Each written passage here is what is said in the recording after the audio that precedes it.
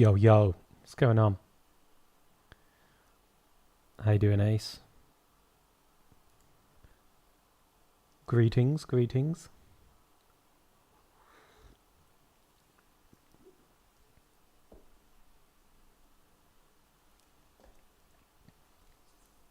Mad Concepts. What's up? How you doing? Good evening, good evening. Keeping on living. Yeah. I'm also living. Yeah. Keeping on. Can't complain. Are we ready to do some painting?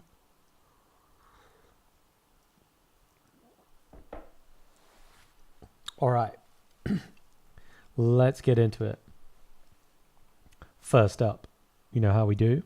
We have old paintings that slap, and I indeed have an old painting that slaps for you. This is an artist, New Zealand artist, went by the name of CF Goldie, and he did these fantastic portraits of the Maori, the natives of New Zealand, and I have seen a few of these paintings in real life, but they're fantastic. Just really great brushwork. The texturing and the brush strokes on these are just incredible. Very accurate, very detailed, and yeah, the material expression is really good. He has a lot of these portraits, and yeah, like I said, I've seen a few of them in real life, and the texture work is flawless.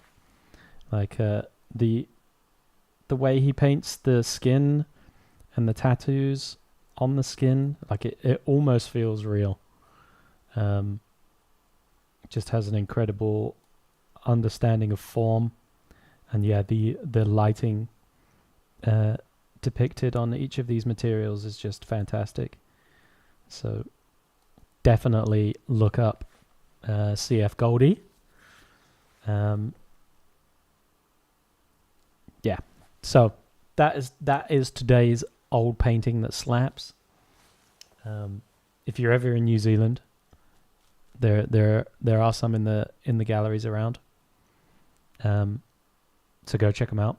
I think I saw a couple when I was in Auckland, and then I believe they had some in the Te Papa in Wellington. So there you go. If you're ever there, you gotta go look at them. All right then. So that is today's old painting that slaps.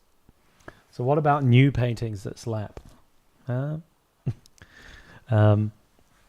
Okay, so we are now in Photoshop, and I have yesterday's Blender composition based on our sort of sketch in the beginning of the old painting that is mine from 12 years ago, maybe even longer. I had a little look at where we left this off yesterday, and I decided that the struggle that the guy was having, as in the struggle that I wanted him to have, wasn't so prevalent in the same way that it was here, right? Here, my sort of critique of this was that he actually wasn't struggling. The painting was called Last Stand, and like it didn't appear like he was necessarily struggling here, that this was a last stand. And when I looked back at this today and he was in the same pose in this version, I was like, yeah, it's actually still not the last stand that I was looking for, you know? So I just slightly reposed the guy, so now he's actually sort of struggling, holding back one of these tentacles, and instead of how this thing was before, it's now coming up and around him, and he just now feels a bit more constricted and restrained. And even though he's still giving it his best fight, it is actually the last stand, and he's probably not going to make it. So that was the changes there. We had this kind of backlit yesterday, which is very cool, right? But the backlighting did make him look very heroic, and that's something I wanted to get away from. Actually, let me bring up that old. I'll open it up so you have something to compare it to.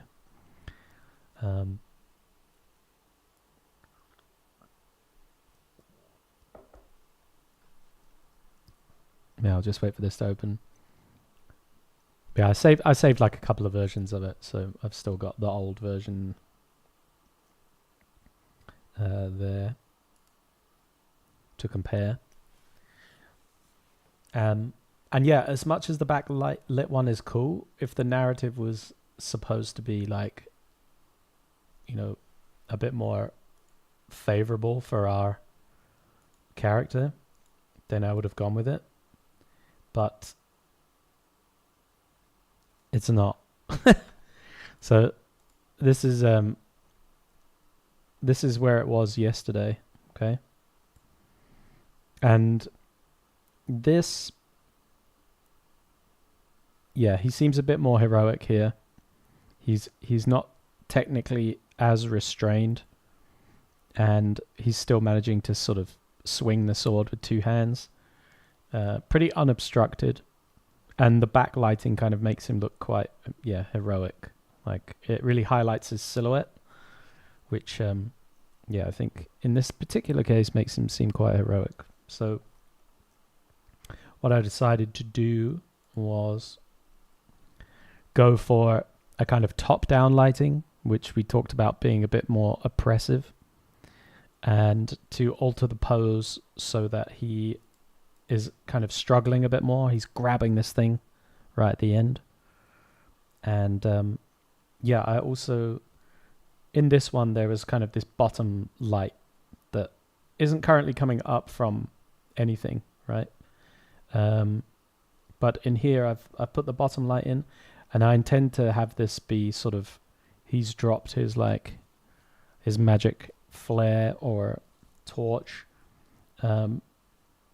and that's what's providing the light here. So we're going to have some kind of smoke from this, and that smoke is something that these tentacles can be moving through as well, so we can sort of gauge the speed at which these have come up, because at the moment it feels quite static, right? But we can get an idea of the sort of speed and motion of these things as well as we paint. So that's where we're at. Oracle, what's up? Yo.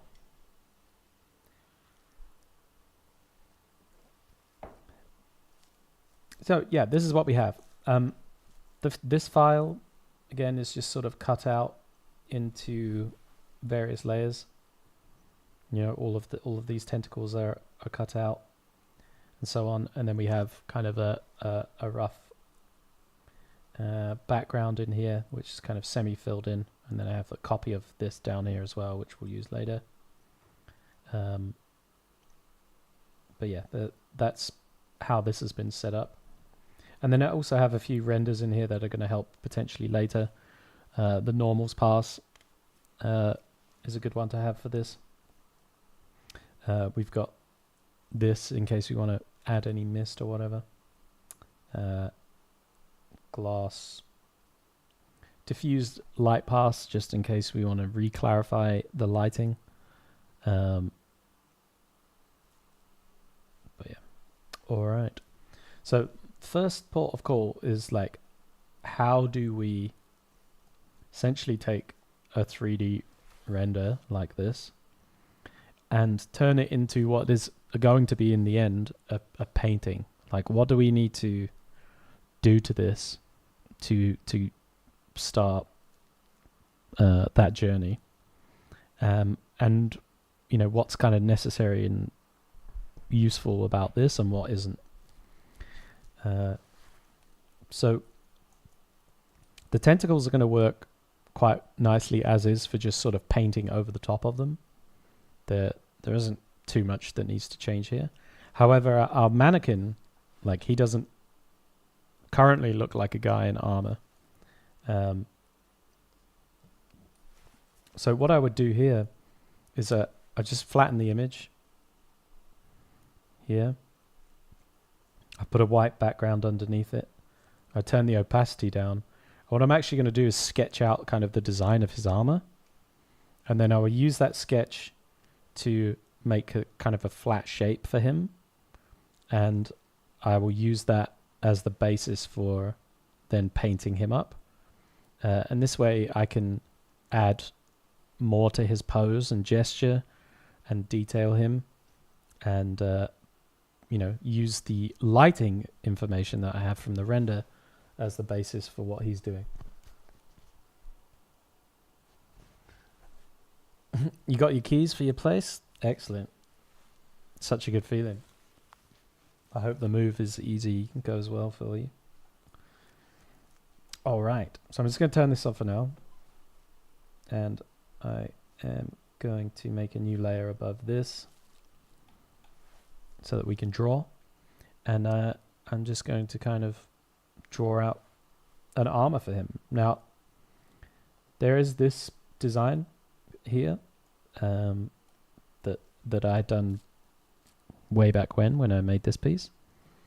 I will maybe kind of loosely base this new design on this. It's still going to be kind of this gold, kind of quite reflective armor design. And I may use some of the shapes that are here, but it's not going to be exactly this. So I'm just going to kind of freestyle it for now. See what we end up with.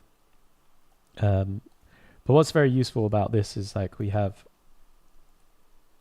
enough lighting on here that we can take planes and so on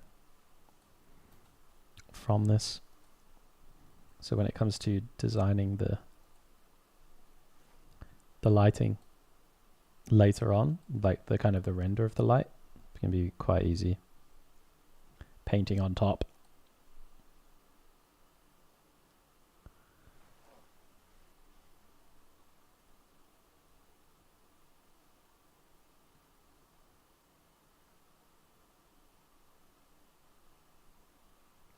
So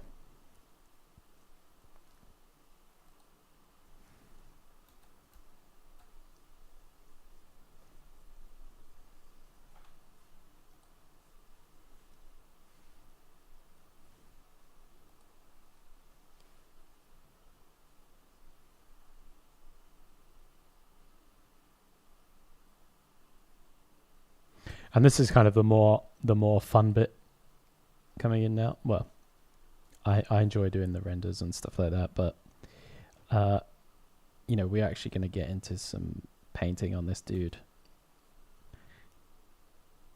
and all that today, so that's going to be pretty enjoyable.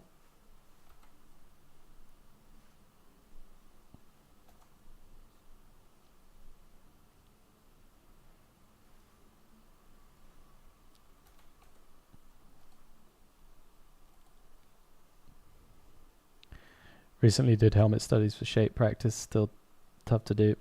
Yeah, I mean, I don't know.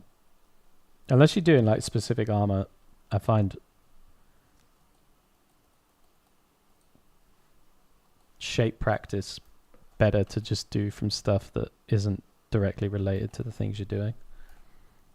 Like, unless you're trying to do something historically accurate, better off learning shapes from something like graffiti or something that has like a real flow and composition and design to it.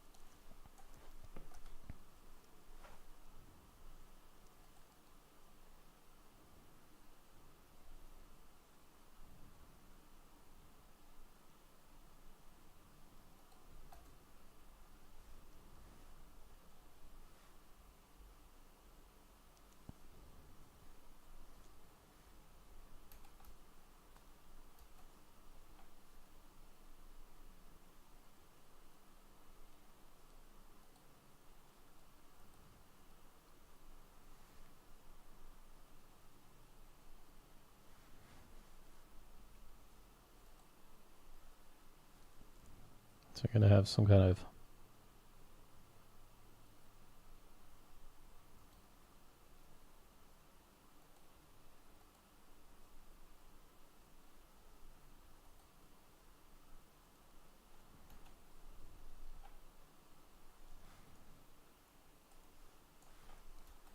neck protection here. So yeah, with his gesture, obviously the mannequin has a little bit of gesture to it, but I'm gonna kind of push that a little bit.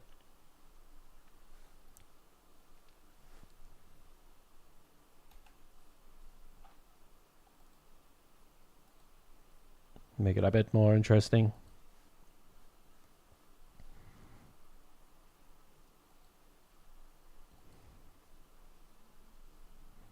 We got to remember the angle we're seeing this from.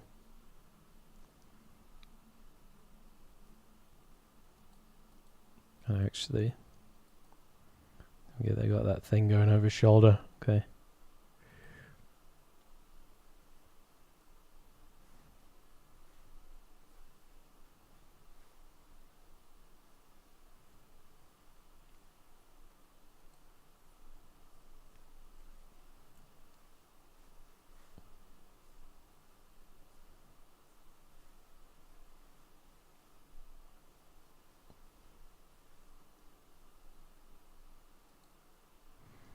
So drawing over this, you know, what I'm looking to do is push the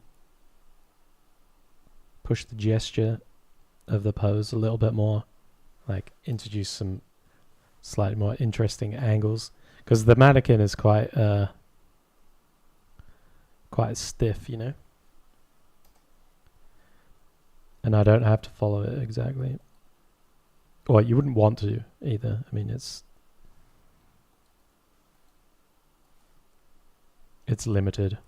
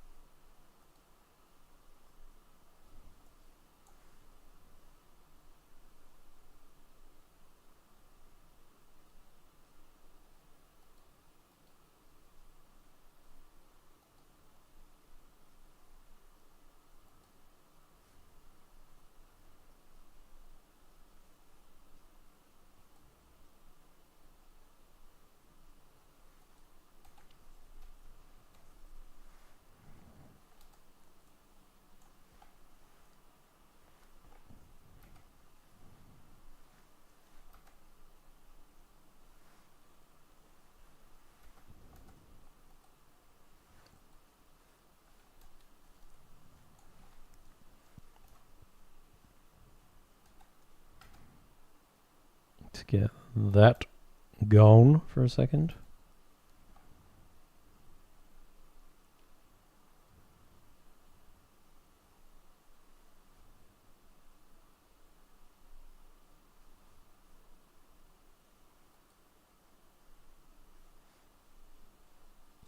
And then when we paint this up, obviously we're going to have a lot of like, I keep saying obviously, like, very annoying. Yeah, we'll paint this up. It's going to be really quite painterly. Going to try and keep that feeling from the original as well, where it's meant to be kind of quite brushy in a way.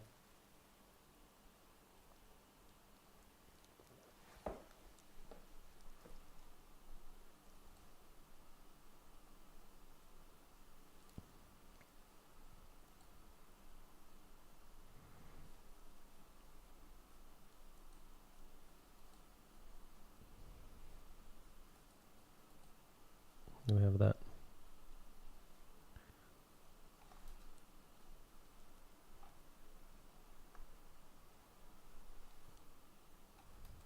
Yeah, okay, that's what I want to do there.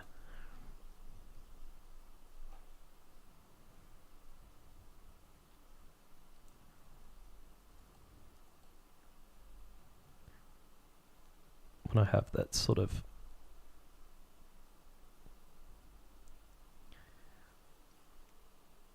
attachment where you might have a cloak or something. And most of this chest area gets covered, so don't really need to bother too much about that.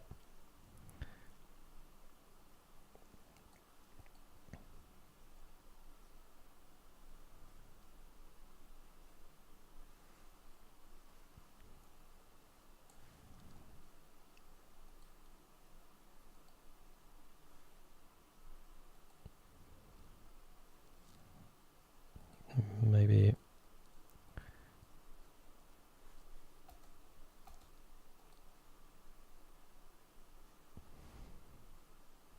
just gotta think about these planes.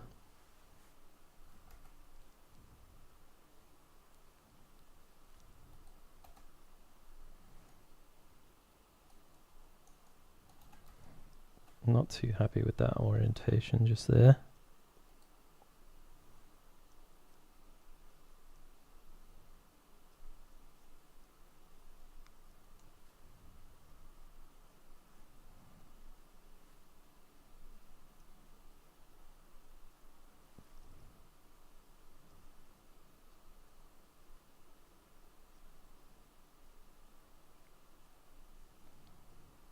Basically, he's going to be like really squeezing this.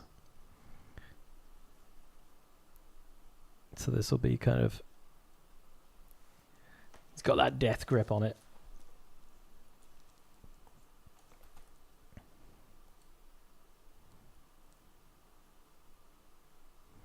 Okay, and we don't actually see too much else from him here.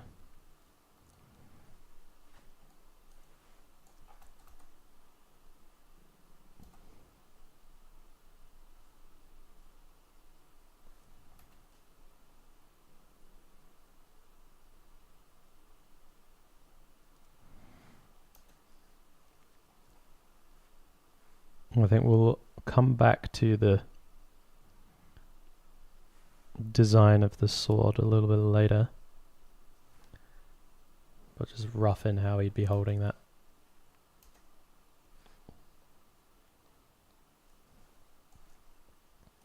Hey Yukino, what's up? How we doing?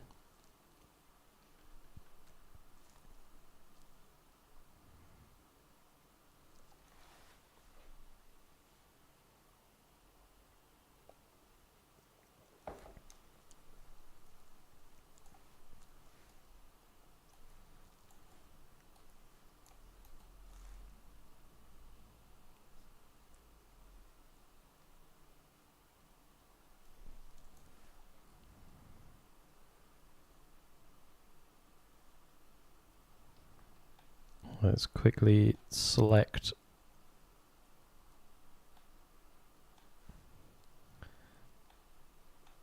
this dude out, or at least give him a shape.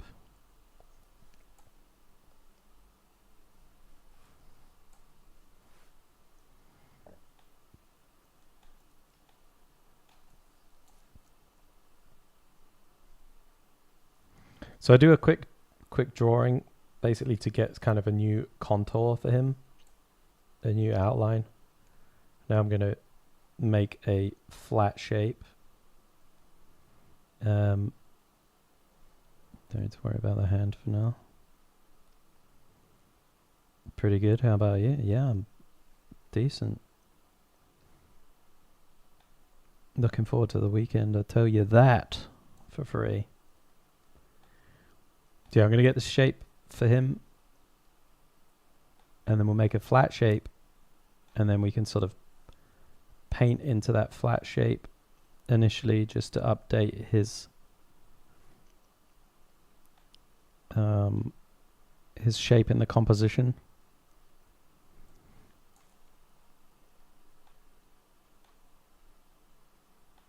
And that should put us in a good spot to kind of just paint him up as well.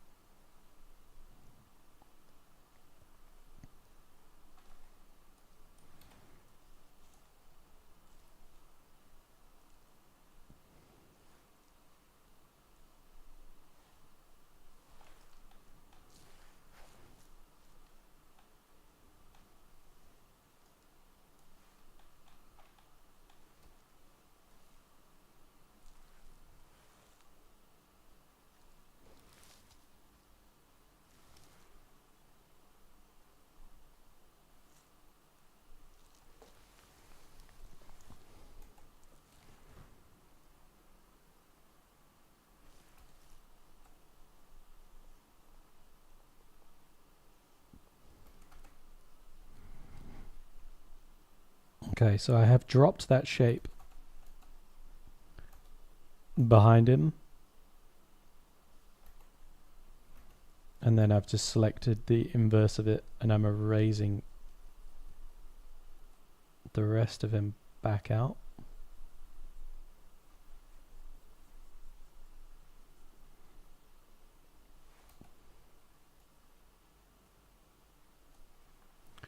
I like this.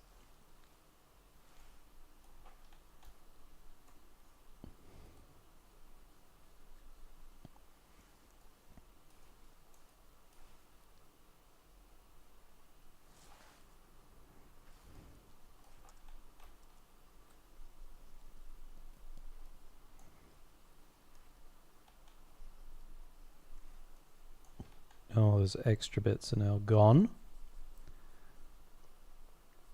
So we have a new contour for him.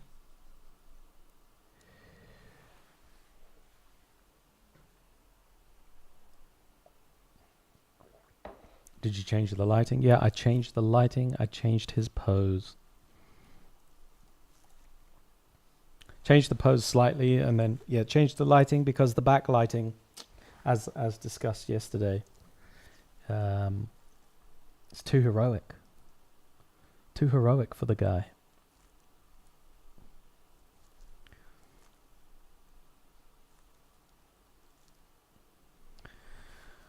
I want to learn this 3D to 2D workflow, and I've tried, but I feel like it's kind of hard to grasp. When I paint over in 2D, it doesn't feel very intuitive or natural to work from an already highly rendered 3D image. I get stuck very fast. Everything seems stiff or already rendered, so I lose momentum quick. Got any tips for beginner when painting over 3D? Yeah, I think in the beginning,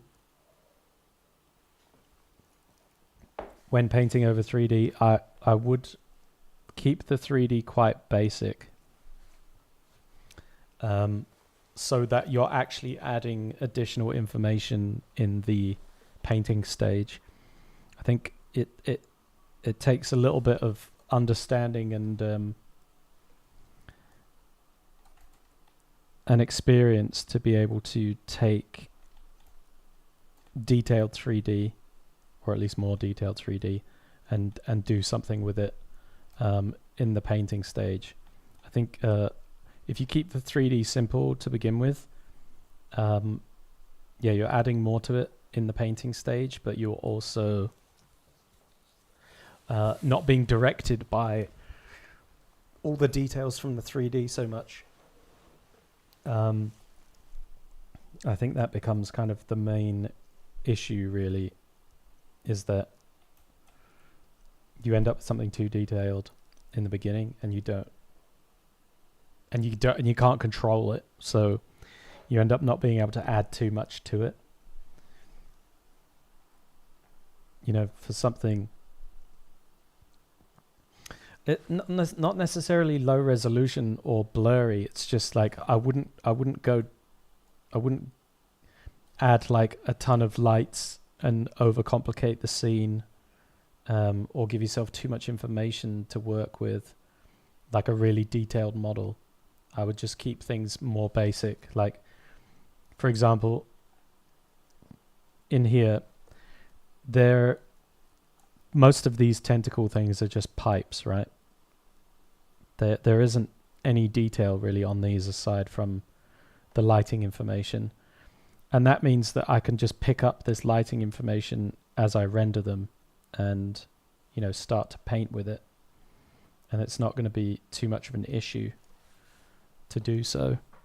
And likewise, he's just a mannequin that needs a lot of work to overpaint.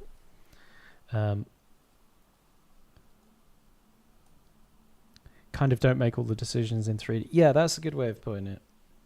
Yeah, don't make all the decisions in 3D. Like, leave a lot of things still to be painted, so that what you're taking from the 3D initially is just the perspective and, maybe some indication of where the light is coming from. But in terms of the details, I wouldn't go very detailed in the beginning.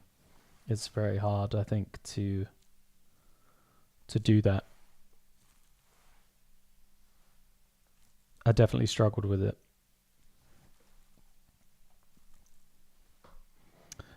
Uber, what's up? How you doing? Okay, so what I have here, just to update you, I have the mannequin, right? And then I drew over that with my sort of armor design. And then I made a flat shape. That flat shape and the mannequin have now been merged together. And I have them here as one thing in the composition. And I now have that line work here to go over the top. And what I'm going to then start to do is paint into this shape a little bit to give his armor a bit more of its actual purpose.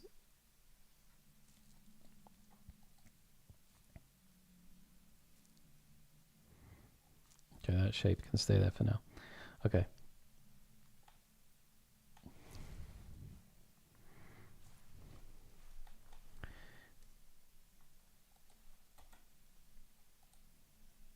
But yeah, definitely don't start with something very detailed. You initially will have some kind of agency taken away by the 3D if you go too detailed. And yeah, it does take a little bit of time to get used to, like, what am I adding? What am I meant to be adding to this? How do I paint over it? And so on.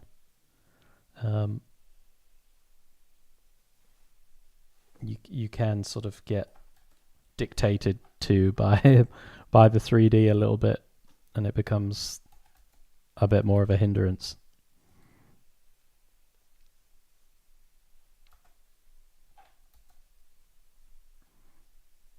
Like, it can add a lot of things that will help you, right? But it can also really hinder you at the same time.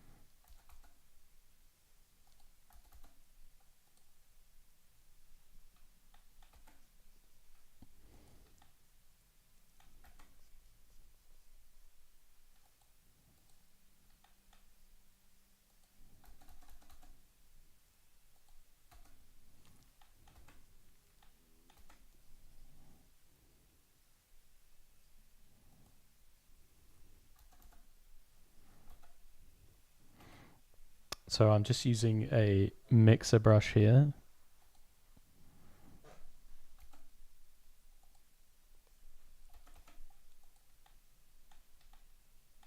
And what I'm doing with this is laying in some very kind of paint heavy strokes. Picking up some of the lighting that is on the mannequin already and painting into this, and this way finding edges and interesting details. But again, it's a very kind of painterly way to do it. So I have light information, you know, from the mannequin, and which I want to use, but I don't want it to be, you know, really 3D looking in the end. I want this to be very sort of painterly feeling.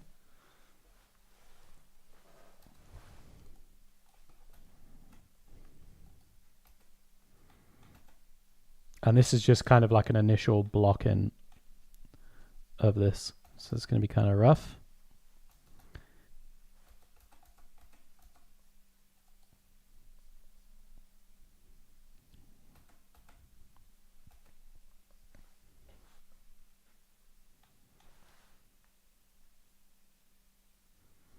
And we have our drawing here to help us out as well.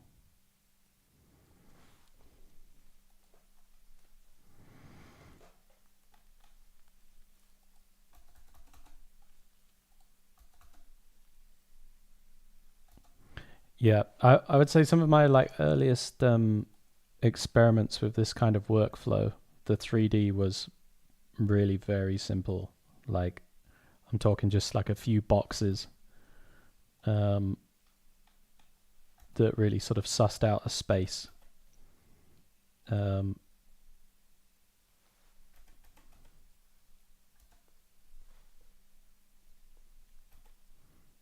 and over time, it got more complicated. But even now, with something like this, or any of the environments I've been doing, it's not particularly complicated 3D, you know.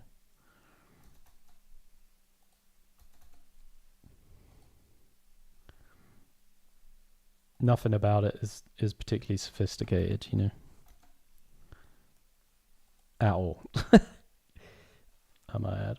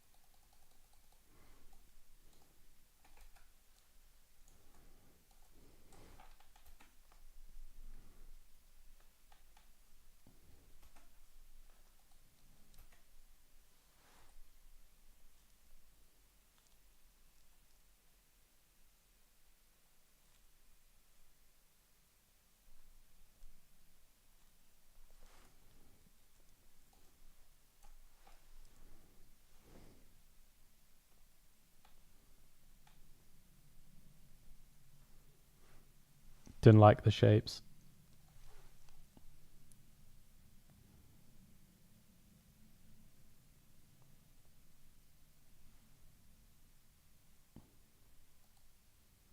Didn't like them.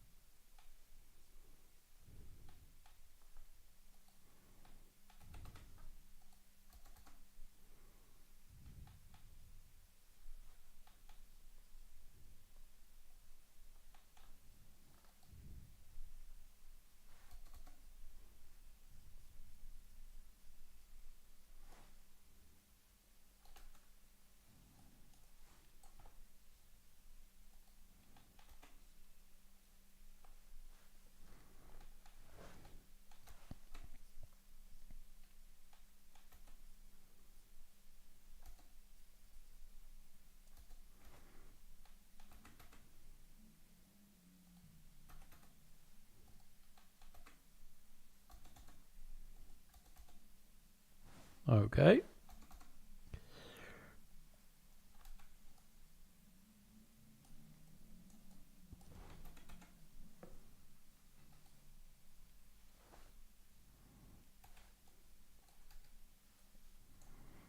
Okay, but I broke my own rule here. getting way too fixated on this one bit, and I don't need to. So let's continue. Let's continue.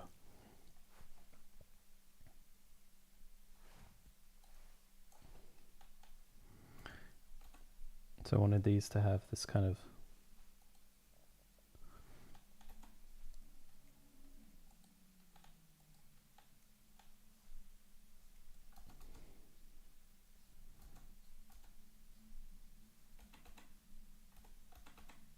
open mouth thing going on. Let's duplicate this actually, just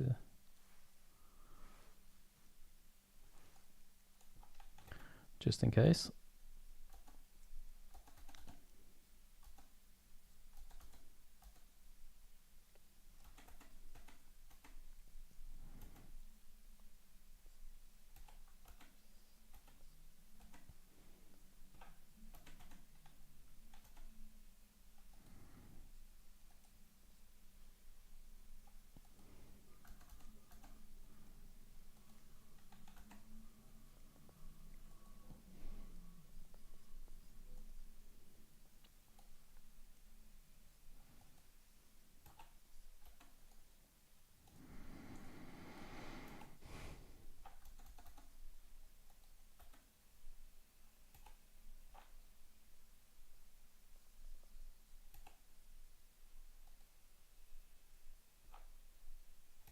Real nasty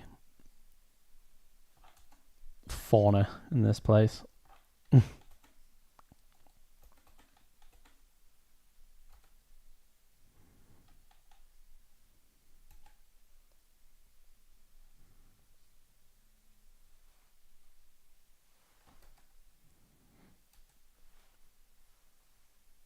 These horrible, like, mouthy parts. This side needs to be a bit bigger, I think. Why does that keep happening?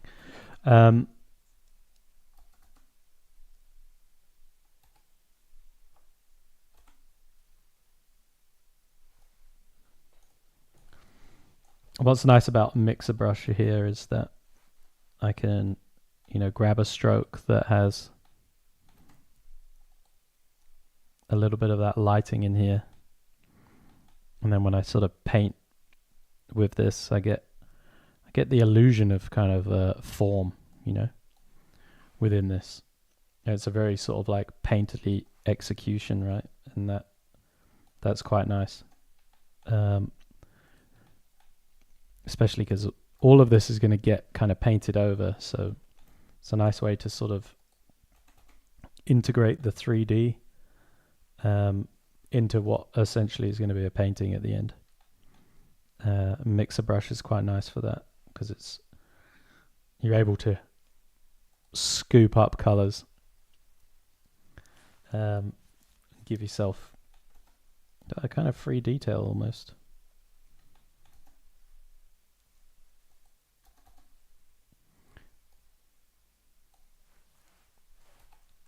So I want this kind of thing in the middle to be kind of like a barb, like it wants to.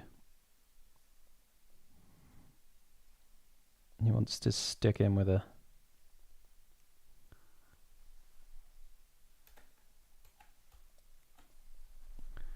poisonous barb.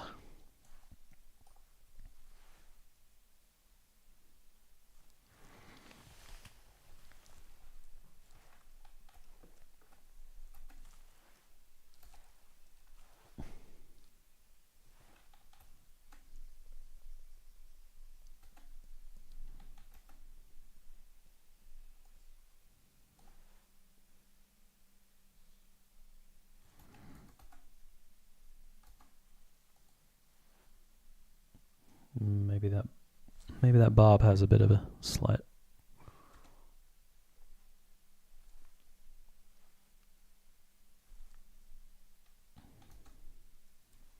other color to it.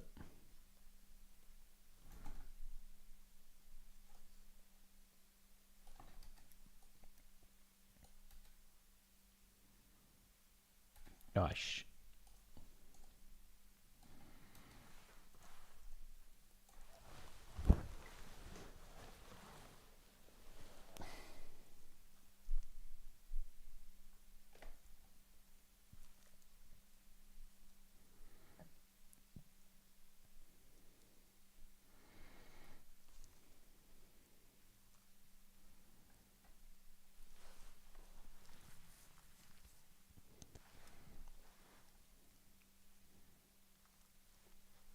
continuing on with this dude.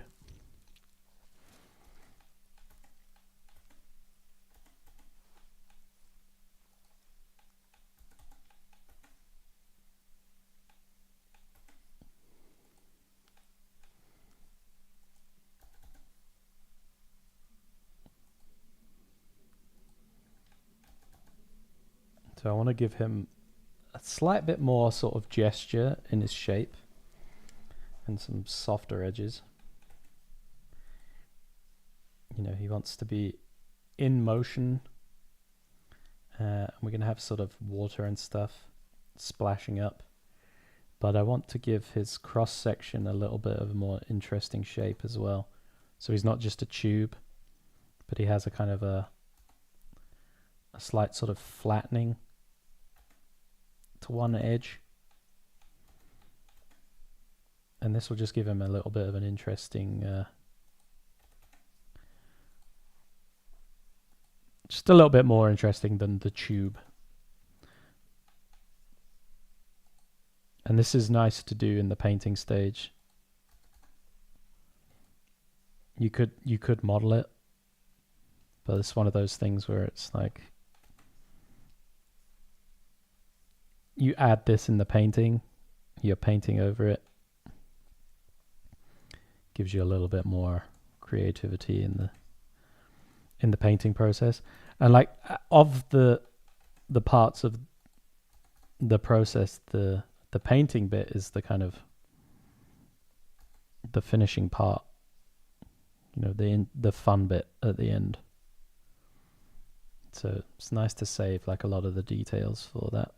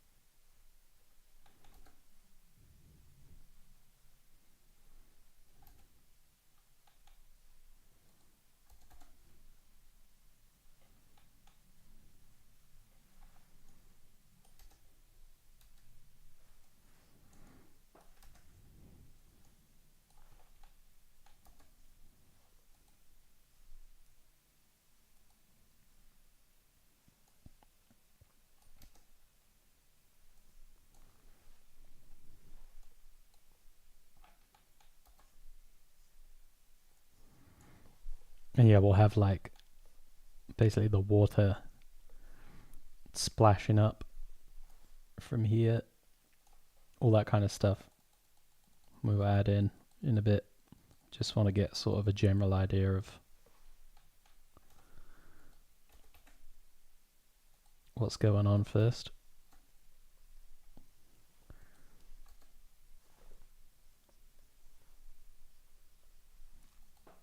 Did think on some of these guys that they could have like little grippers on them, but maybe I'll do it on a different guy, because the idea was that all of these aren't necessarily the same creature.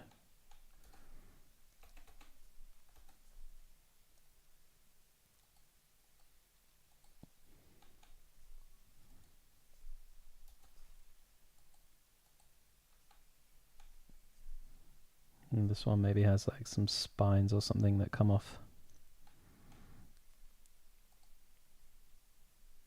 the back. Yeah.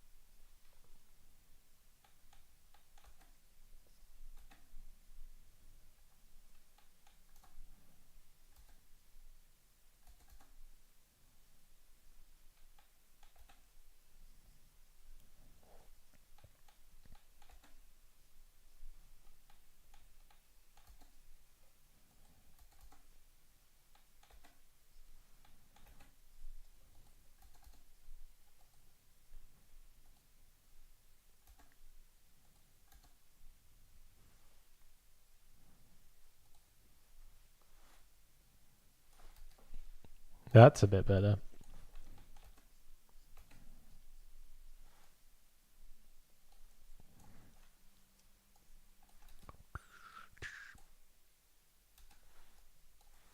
All right. Let's have a look at this tentacle here. And this one maybe isn't quite like opened up as much. It's got a bit of a pointier kind of snout to it.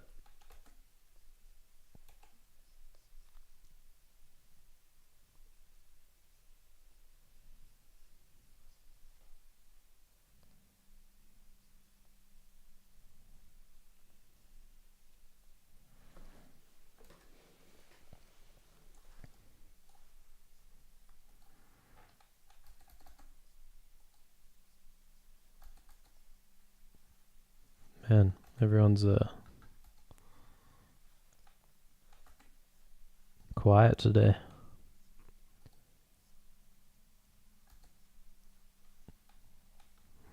You're listening contently.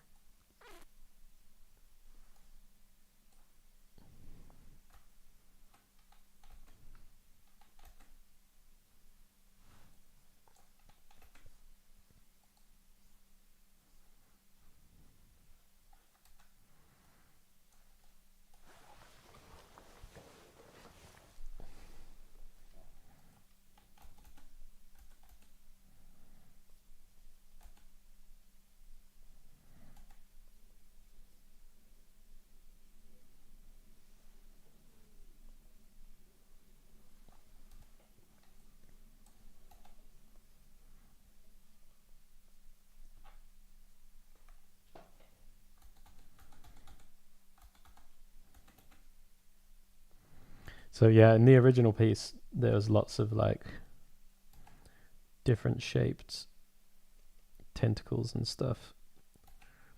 All kinds of insectoid bits and tubes and bugs and stuff, and I want this to have the same kind of thing.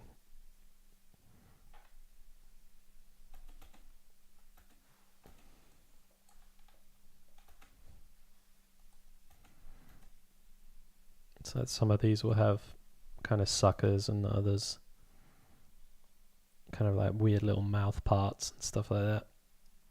I'm driving again, watching in the background. Driving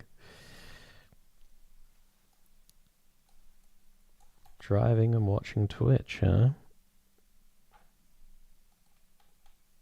Sounds safe.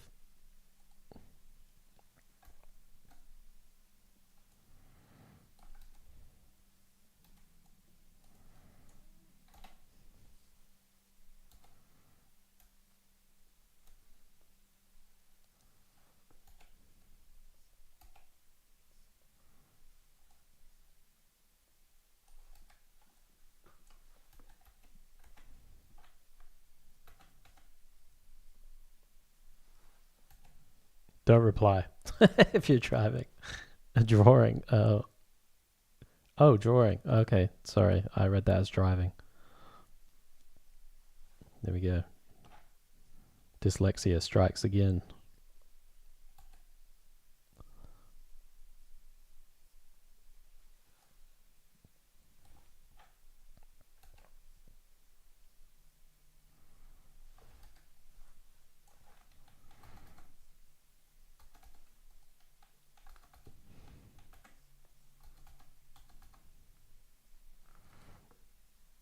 These are becoming quite symmetrical. Don't like that.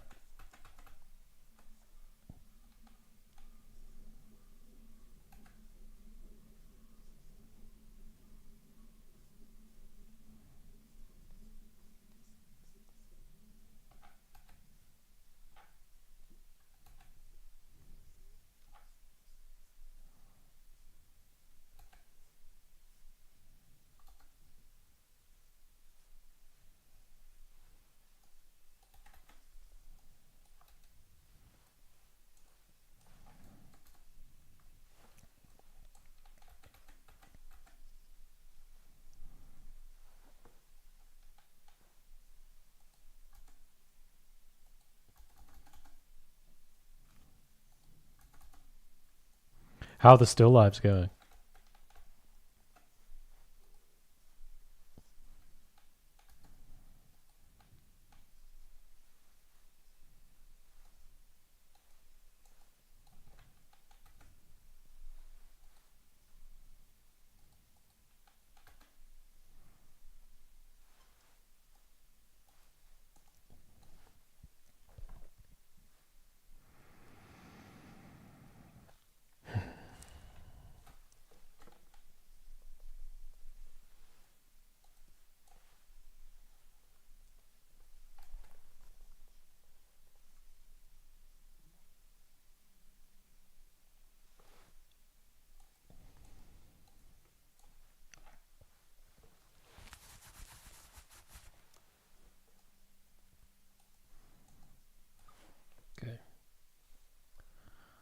getting a bit annoyed with this.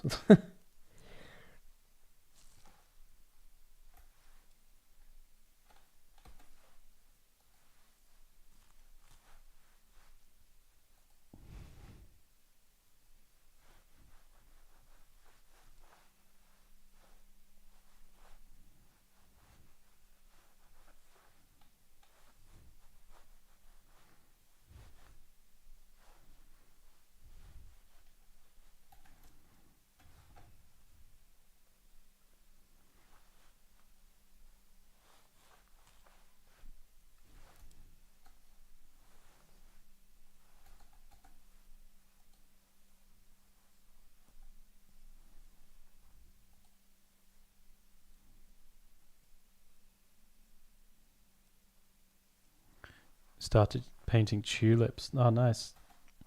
Yeah. Flowers, really fun to paint. Really fun to paint.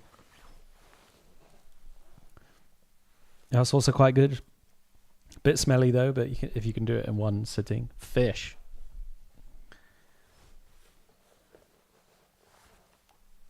Get fish from the market. Do a still life of fish. It's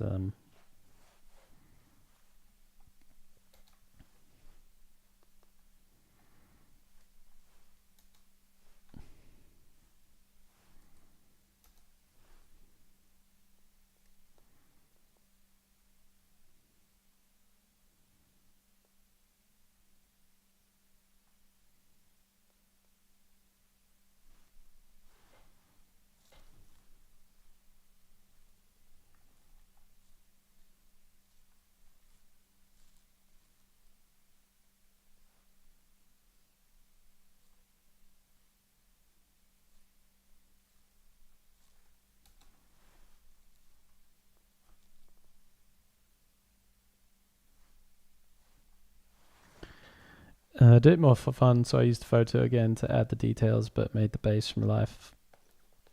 My eyesight is so bad that I have to use photo to make it look more realistic. Fair enough.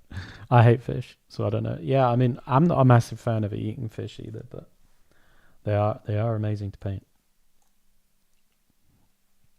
Hi Alex, hi chat. What's up, Peekaboo? You good? You good, mate?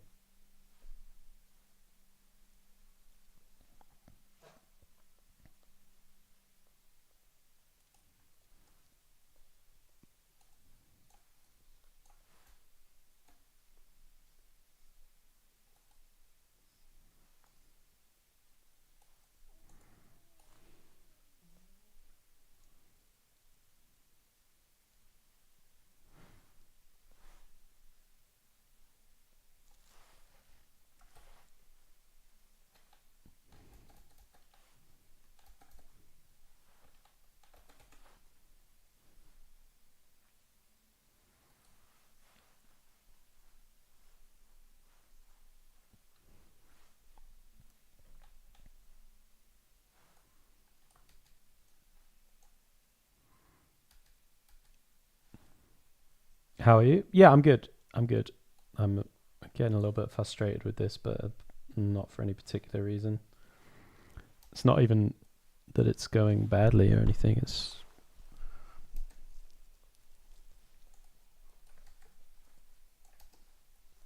find it hard sometimes to concentrate on stream, you know, as you can imagine.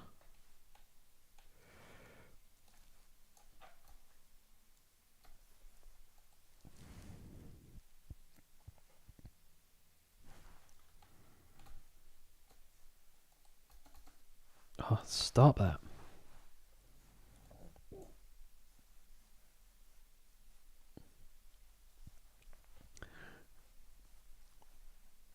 Just imagine there's like algae and stuff on the top of the water that gets like disturbed with all this thrashing around.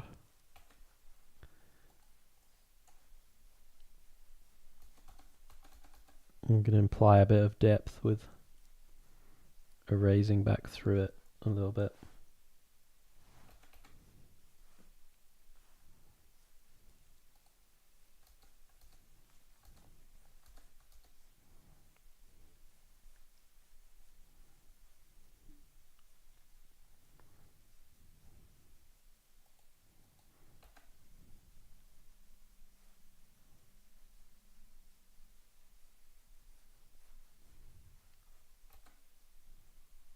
So yeah, I think after this one I will probably do the dragon one as well, because the votes were very close, and I also do just want to do the dragon one as well. I think it'll be pretty interesting.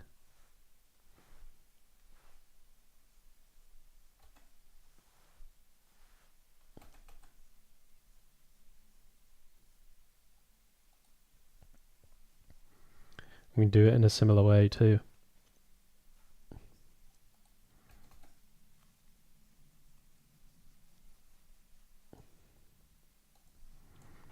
Let's see if I can pull this one off.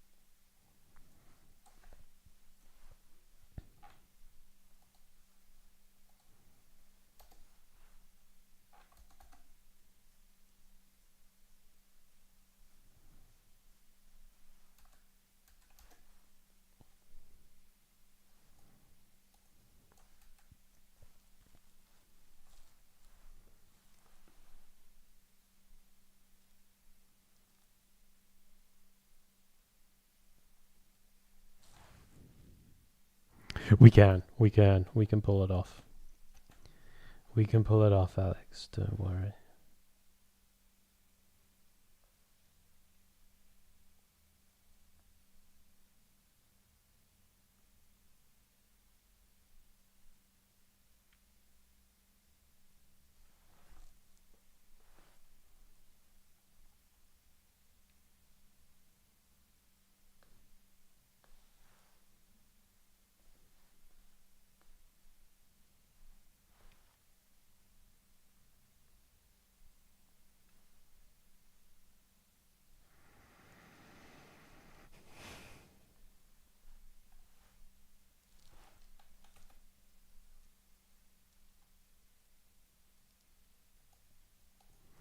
I bought some watercolor pens and kids' coloring book to practice with the pens. Nice.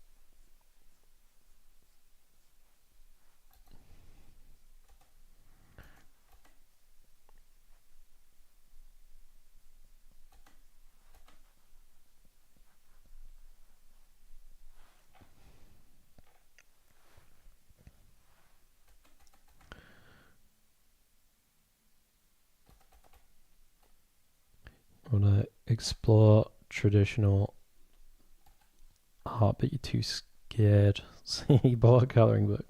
Okay. I don't quite see the leap in logic there, but if it's going to help you, go for it.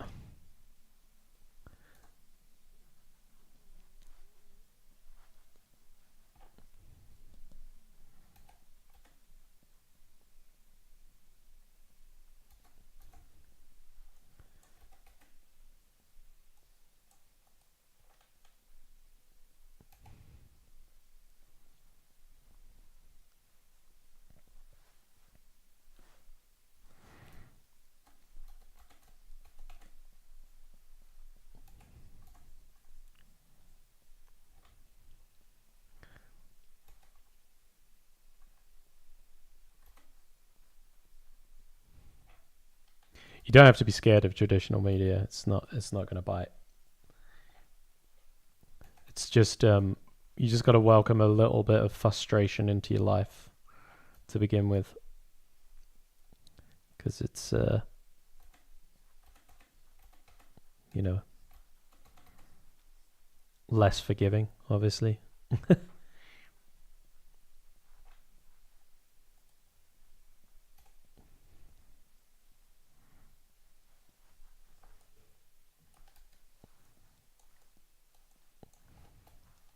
But you'll have a blast with it. It's great. Watercolors, I think, quite difficult medium. Not gonna lie, very difficult. In fact, I think watercolors probably, in my estimation, at least, the most difficult real media painting.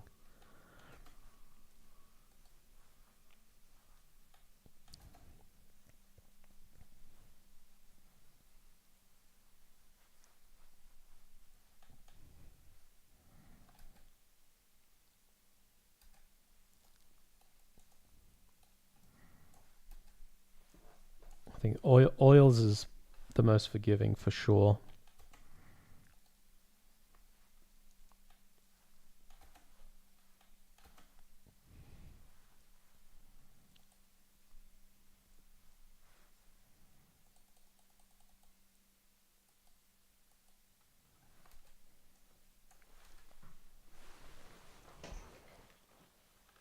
My uncle started a senior university and he's classes every Thursday, and he always shows me his work. So nice to see his improvement, and it inspires me. That's one of the reasons I'm trying to learn more traditional. Yeah, that's cool. Good on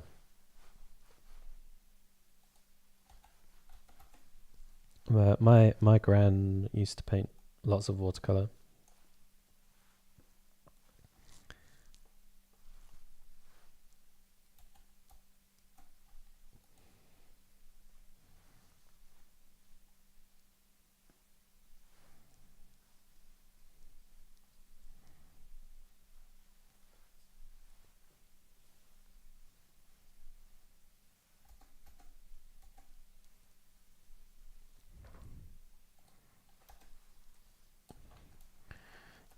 Yeah, she taught me how to use watercolor once upon a time. Set some flowers up on the kitchen table.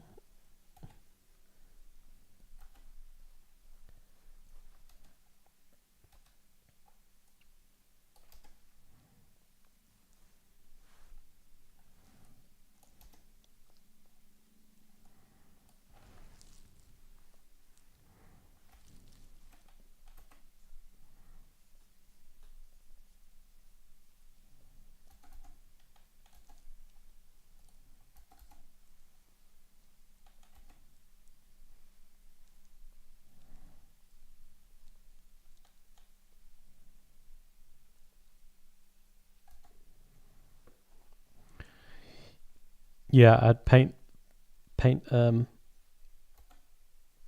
flowers in watercolor.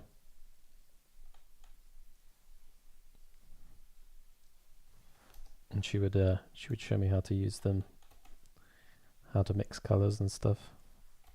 It's quite nice. Yeah, I wish those had those paintings. Maybe my gran's still got them. I'll have to ask her when I see her next. If she's got any of the watercolors we used to do together.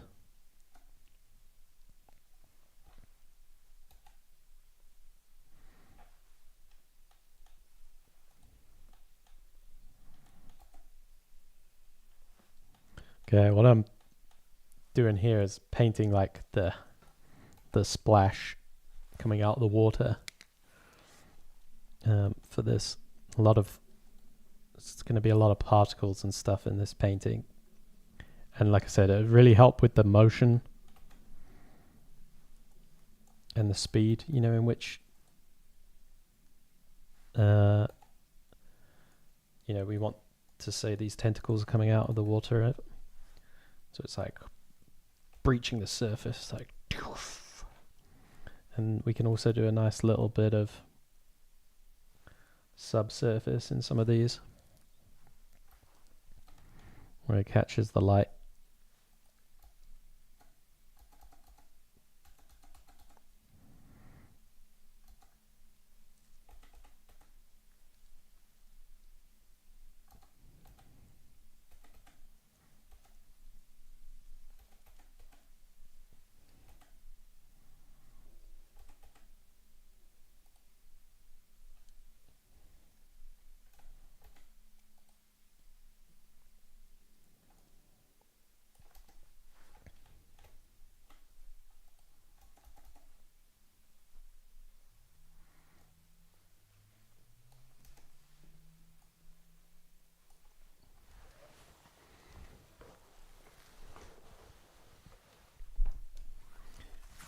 Yeah, she might still have them. I don't know. I'll have to ask her.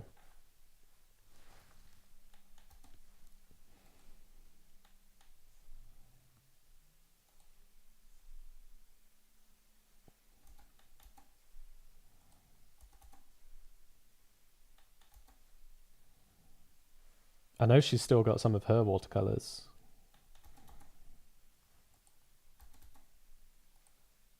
So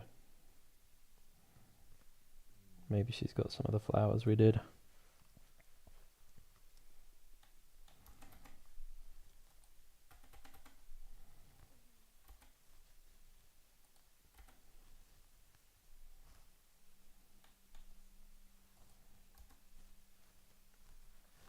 I'll have to show her this painting when I'm done.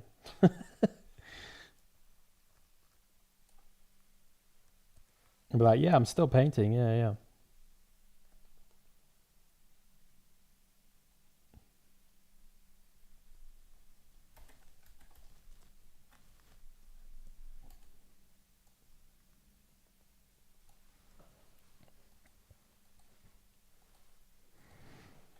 Okay, I'll think about that shape in a bit.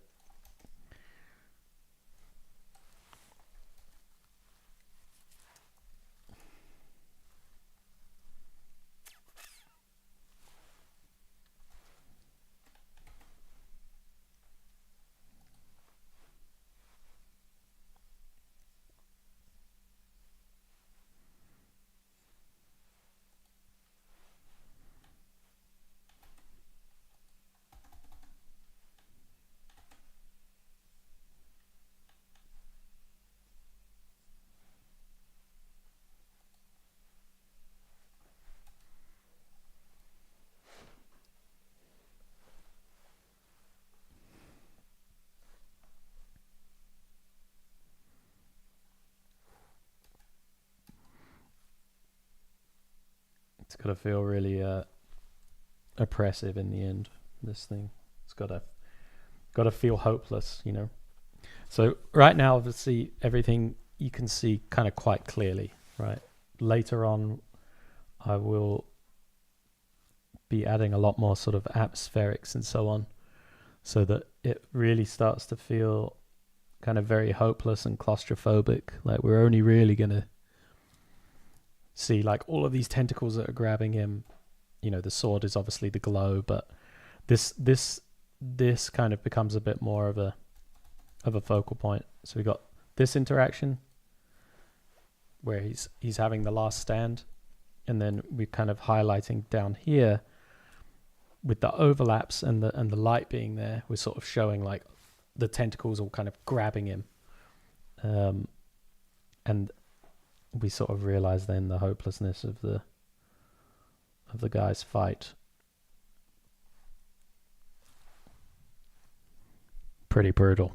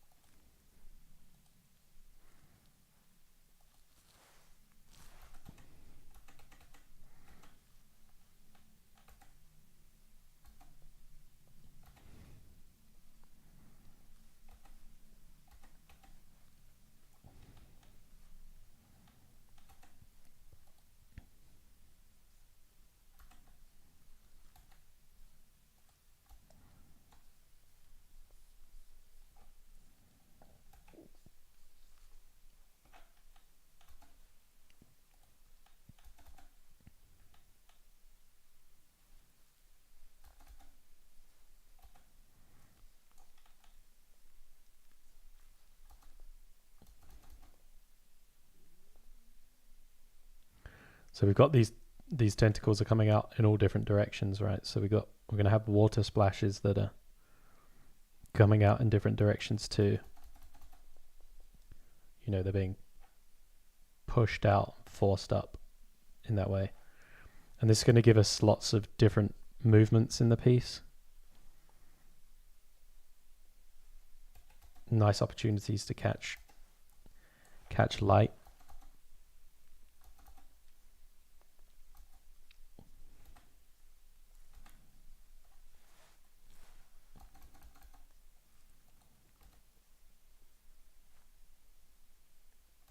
You know, I imagine this is quite dirty water, so it's not like completely transparent, but we are seeing a little bit of subsurface through these, a little bit of specularity on there.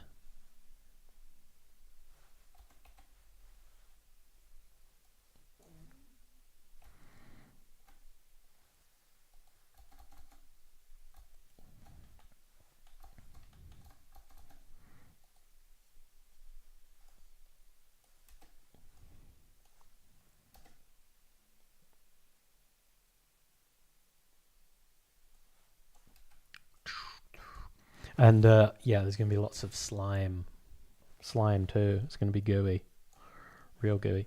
Now with this guy here, this tentacle that's coming up here, I wanted to do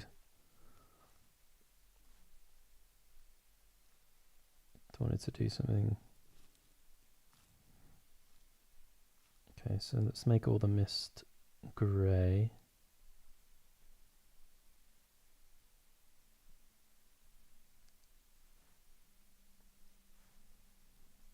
Turn those off. Turn that off, turn that off.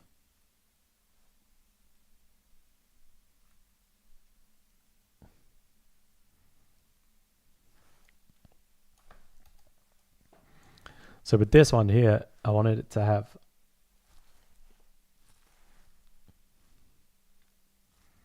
these kind of like grippers on it. Horrible little grippers. So like grippers, sort of little feelers, and then the sort of suckery parts are kind of like a leech's mouth, you know.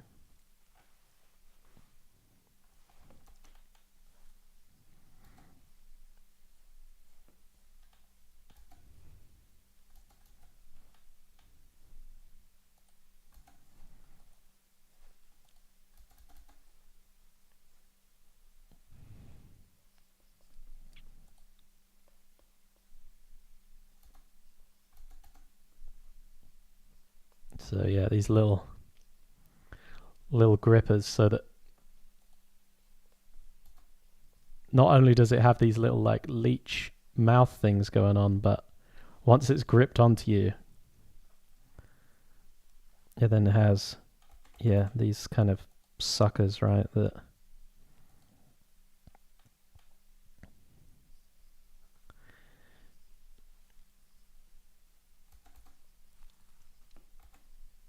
will start to bite you like a leech does. Gross.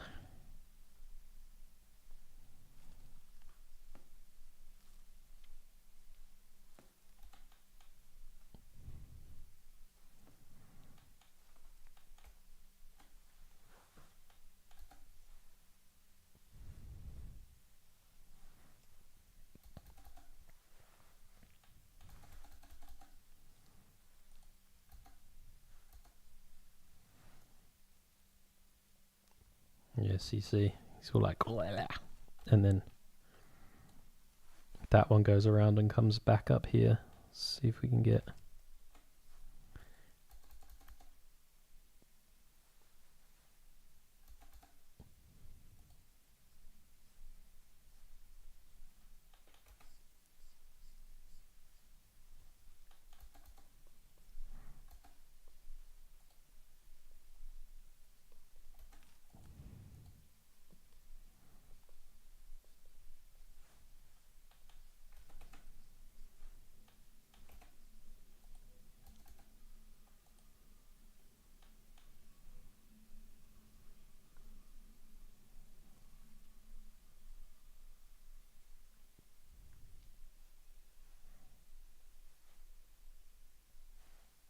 Yeah, gross.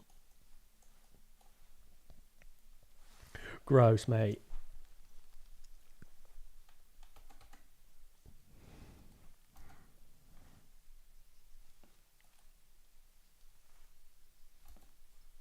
And the mixer brush is really nice for this kind of thing because you can pick up a few different values with one stroke. And it's just giving you a little bit more detail than you would do with a flatter brush.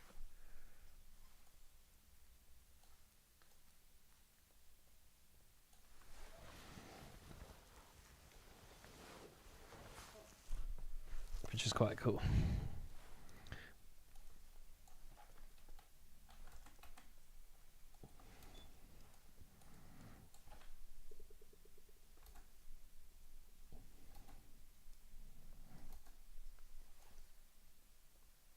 And go with something like this and just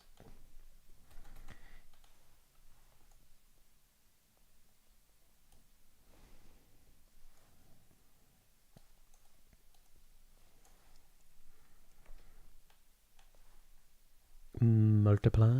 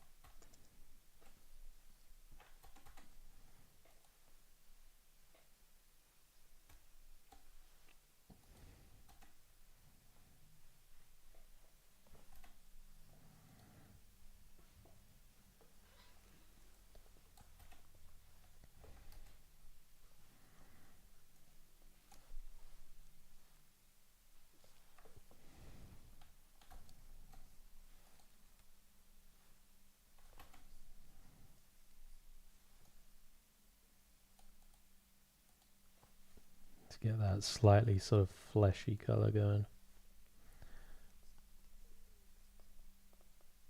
Actually more down here.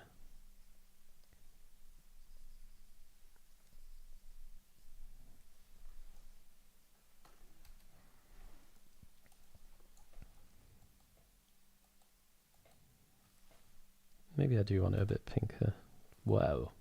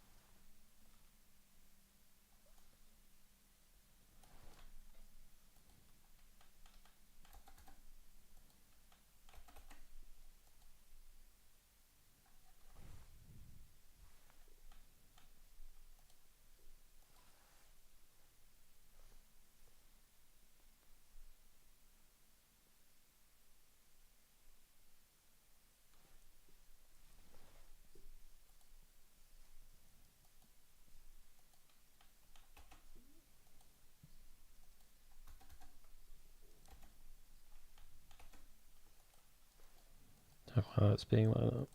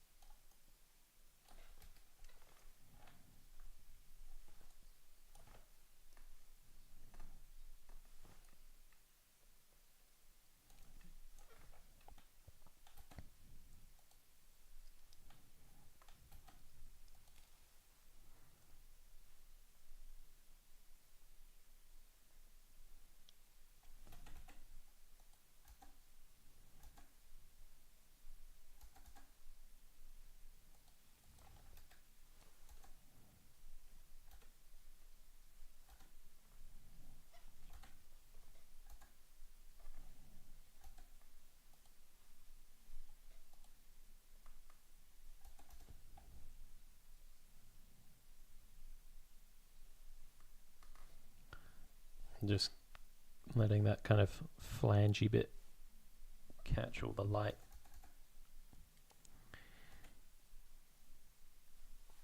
A little bit of specular.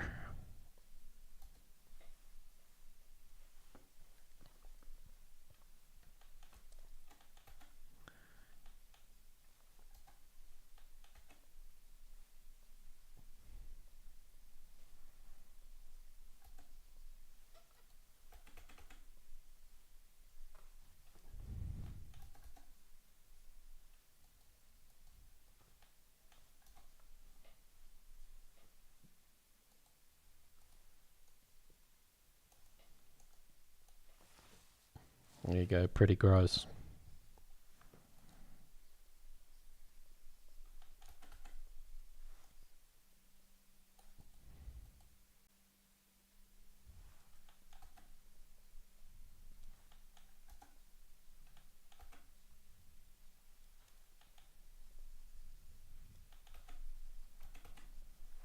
Why is this coming up like that? I don't get it.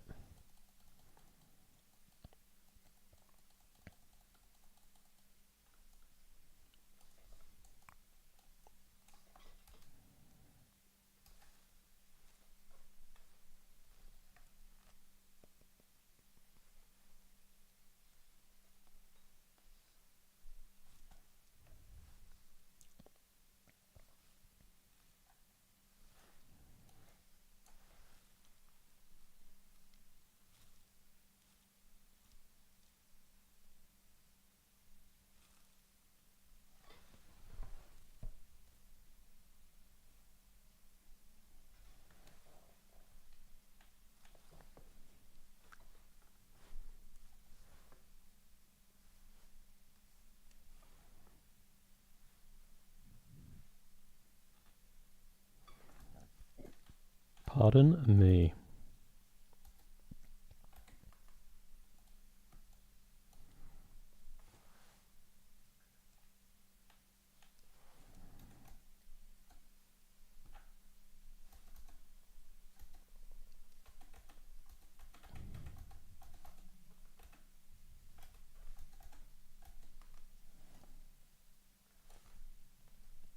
A little bit of specular on there just to show that it's wet.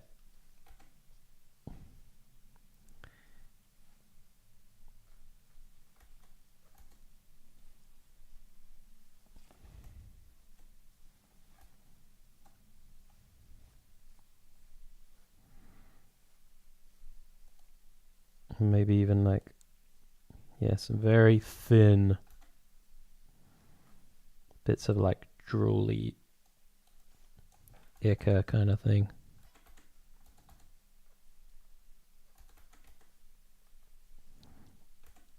And just like a spider's web, you know, catches the light a little bit.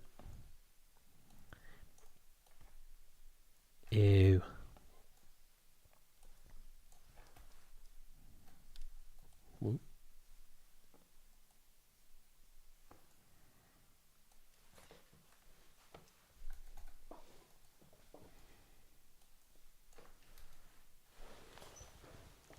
Gross.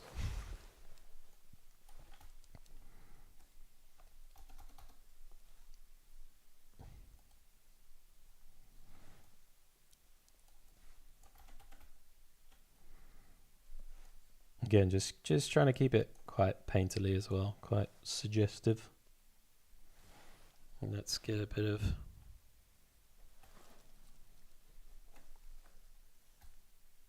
not that.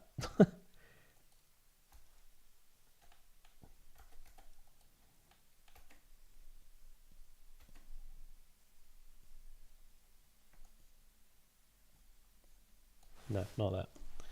Okay.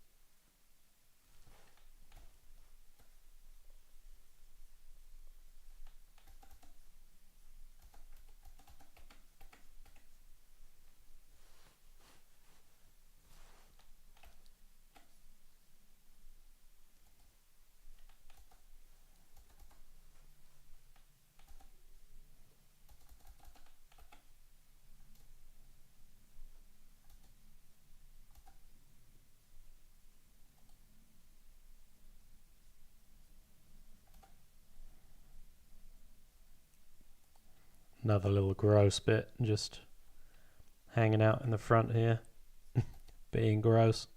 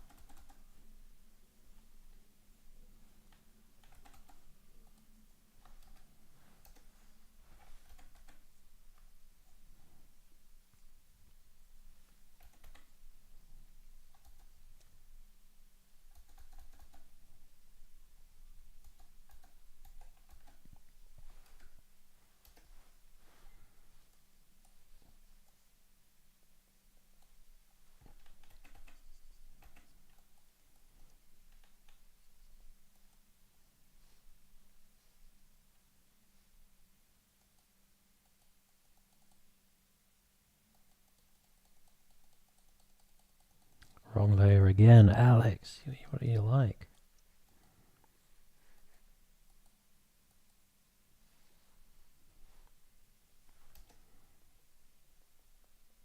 I do this painting like after work and my mind is absolute mush by the looks of it.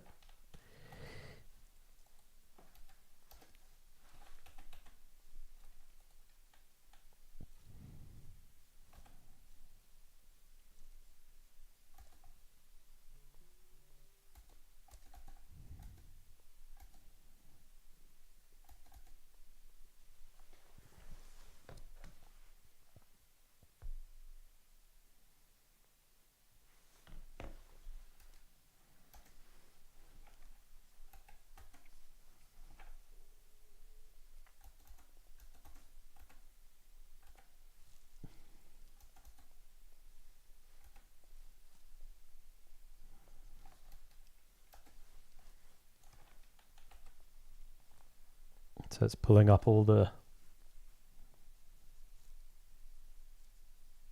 sort of algae pondweed stuff that's stuck on it.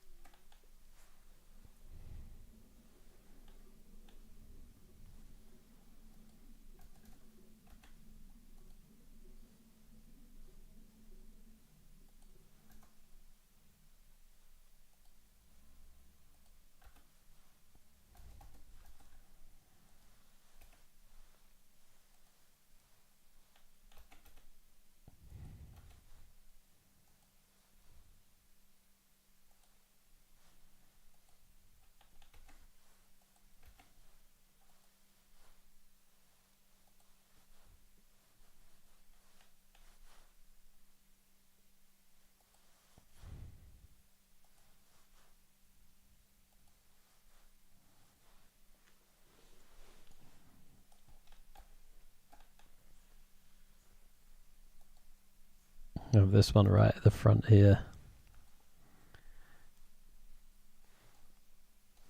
Rushing out of the water, causing it to like undulate, you know? When I had a full-time job, I didn't draw much after work. Unseen by how you can paint, stream after work. Yeah, thanks. I appreciate that. Yeah, it's I do find it a bit mentally taxing. I'm not gonna lie. Like, you know, when I was streaming during the day and stuff, I could much more easily sort of talk about what I'm doing as I'm doing it, and so on. But yeah, I do find that the after work ones, they do really drain my mental quite a bit. I'm already like kind of drained from work, and then yeah, it's a little bit difficult to be as entertaining. But I would rather do the stream than not do the stream. You know, even if I'm not able to be kind of as entertaining or engaging or whatnot. You know, part of the reason of me doing this is to do a lot of personal work as well. So, and I do an absolute ton of personal work when I'm streaming, which is one of the best bits, really.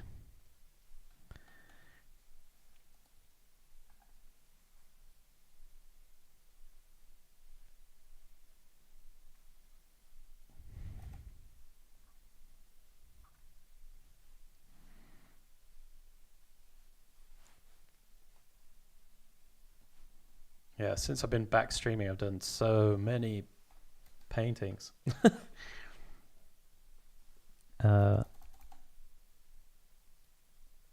Which is so good.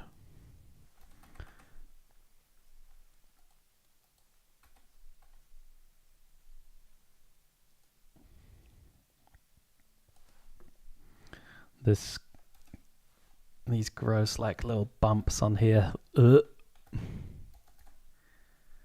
So grim.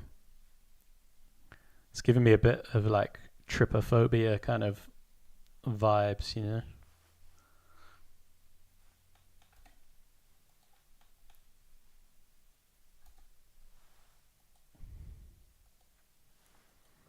You don't mind that it's not super entertaining. Fair enough. Yeah, I mean, some people, I guess, will mind. Some people won't.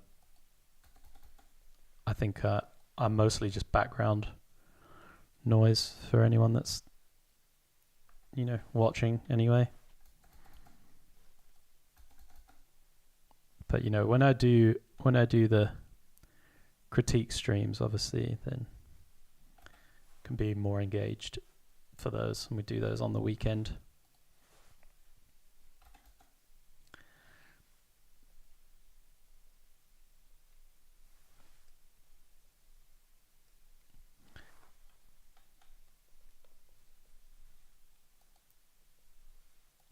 Look how gross that is.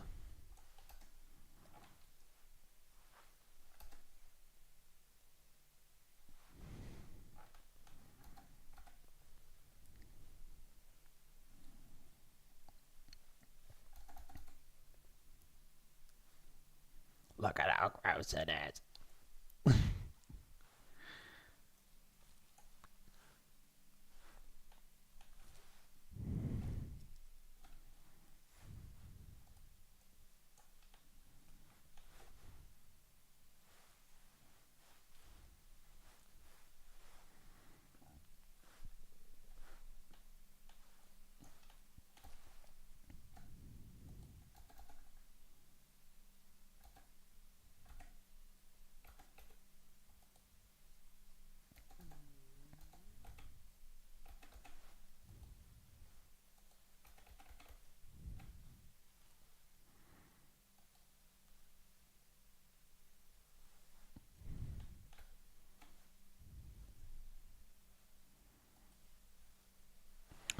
I'm just here to hang out while I work on my own piece. Yeah, that's what I thought. I personally learn a lot from your streams just watching and listening to your comments. Thanks.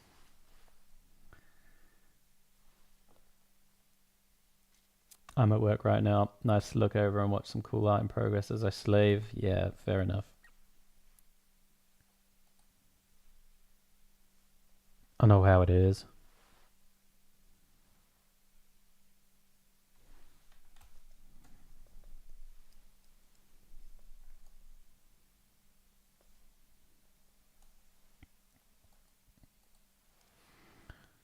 It looks gross. Good job. Yeah.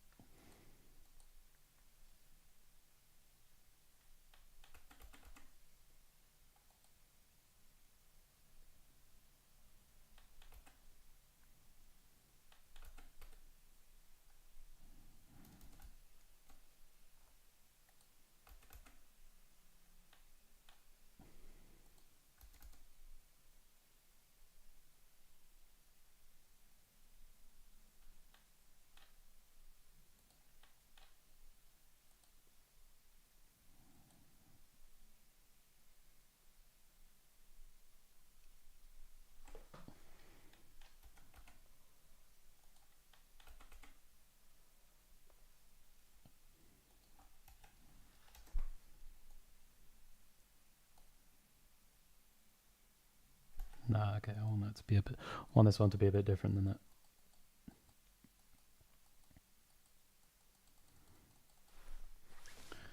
Delete.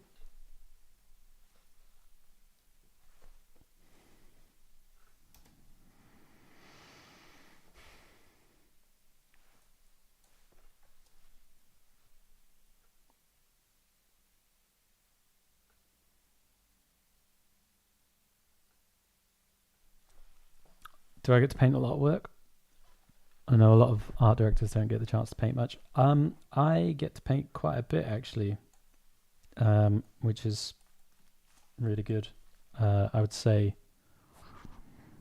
maybe 60 or 70% of my time is actually painting.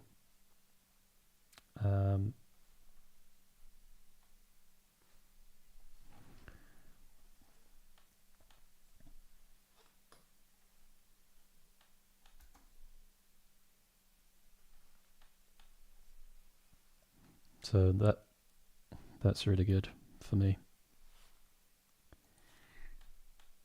A blessing and a curse.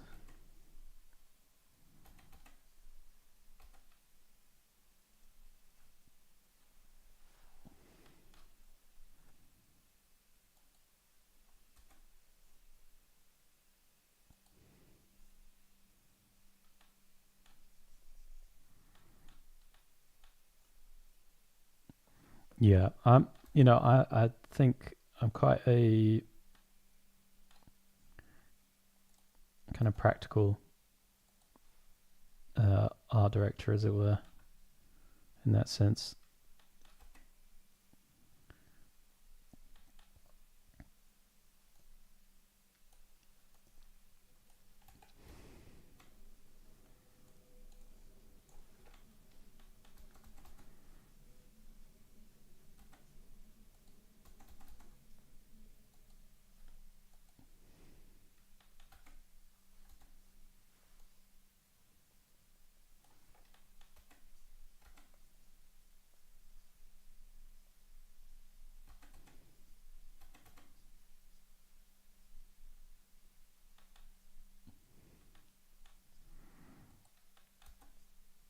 So yeah, I still have a lot of,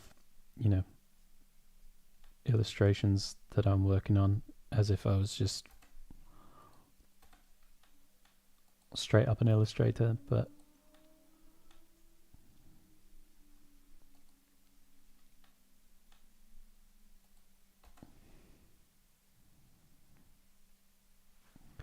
and what studio do you work for currently?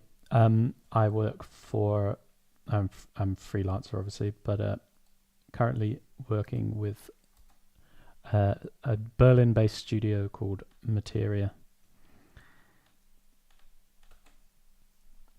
which is kind of the sister studio to Character.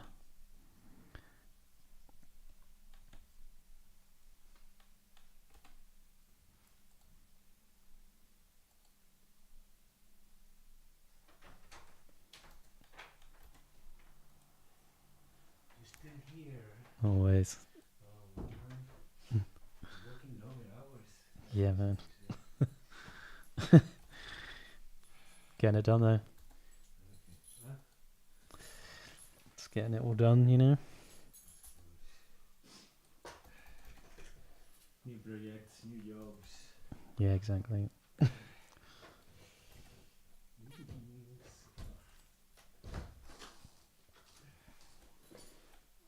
hope you finish soon. Thank you. Will do. Have a good one.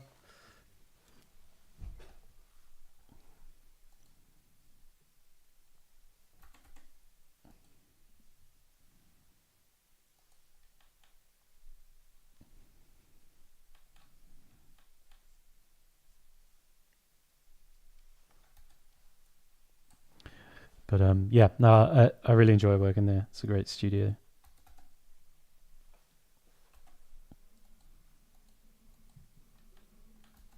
Good people, good projects,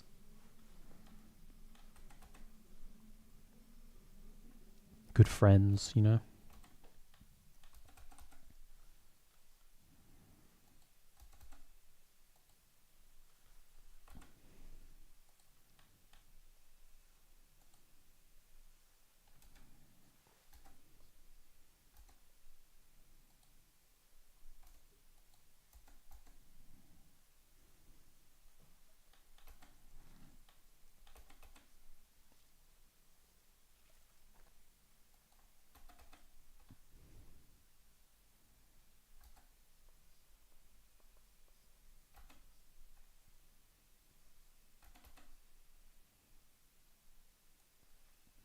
Yeah, outsourcing, yeah.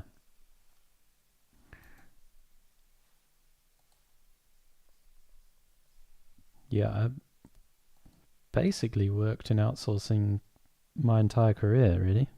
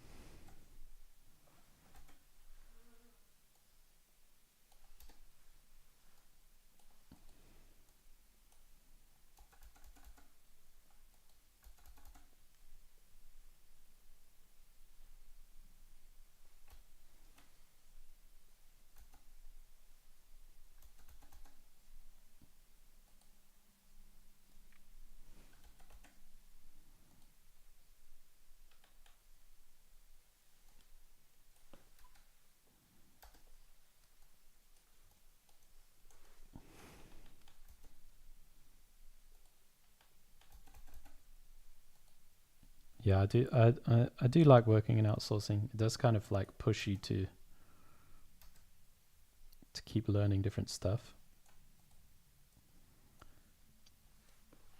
and learn like a variety of styles and how to be kind of a bit more adaptable.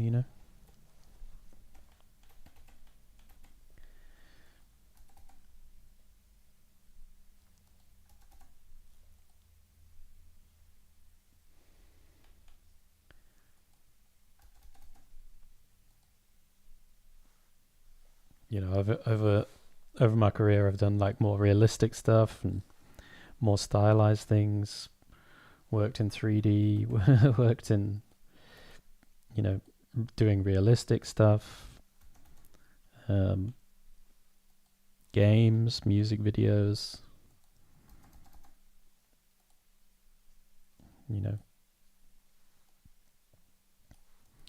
concept art, illustration. Like you just you end up getting a really varied mix of work and clients and stuff.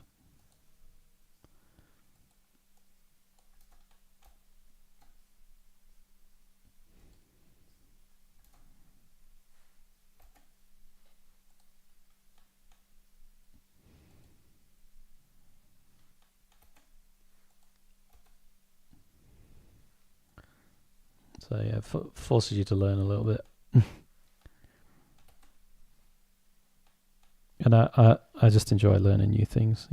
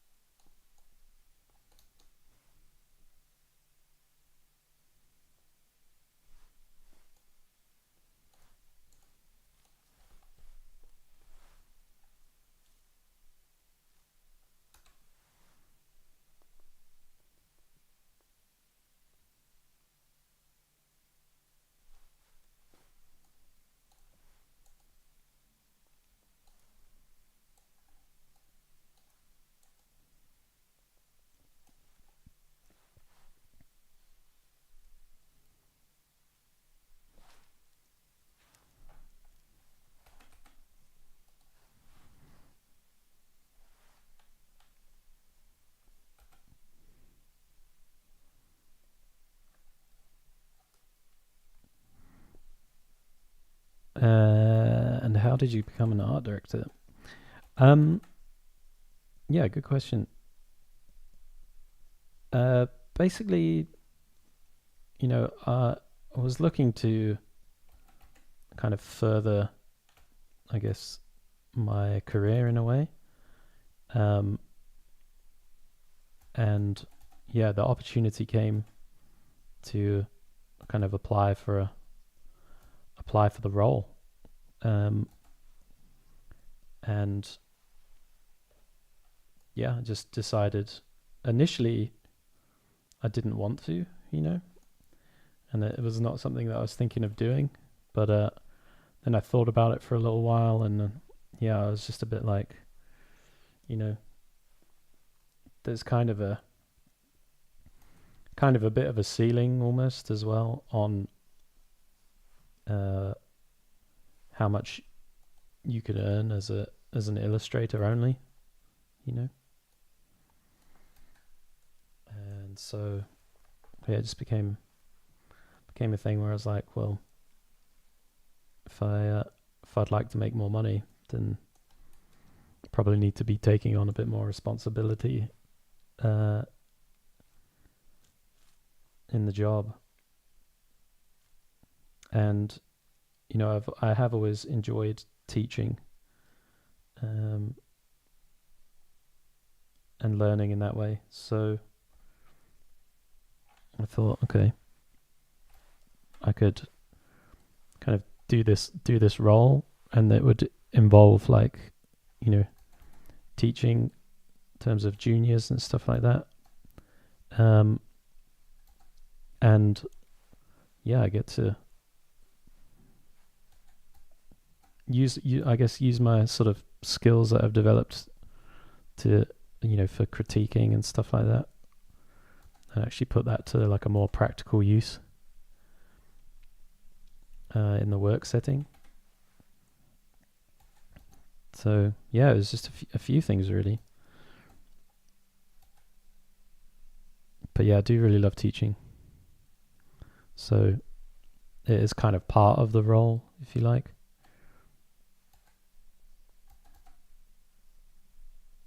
Especially when you have juniors and such, like I'm always trying to impart some knowledge their way.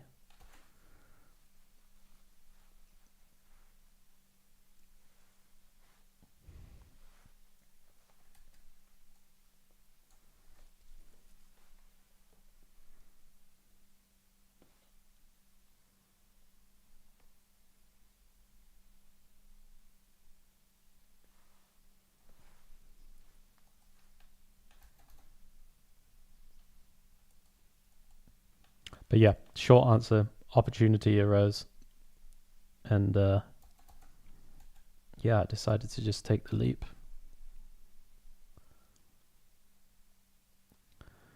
Was it difficult to get this job without prior experience? How do you mean? The role? I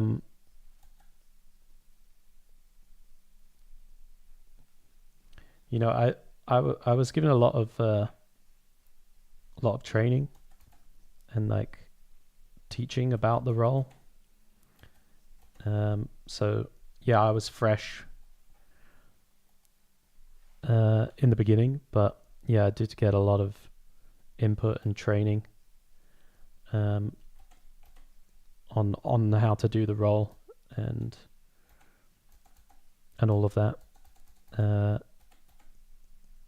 So that was really good. I was very, very green to it in the beginning. I think all of the practical side of things I already had a good idea on. Paint overs, figuring out what to do in illustrations, giving feedback to people, all of that kind of stuff I was already doing. What was new was just more, all the behind the scenes stuff that goes with it. How meeting clients, talking to clients, other meetings, presentations,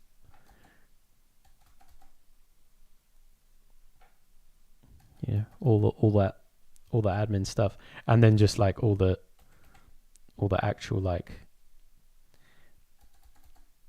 housekeeping stuff, admin, booking artists, quoting clients, all that kind of stuff. All the stuff I didn't really know. Well, all the stuff I was, I guess not booking artists, but yeah, I talk to clients as a freelancer all the time, but yeah, just all that kind of stuff.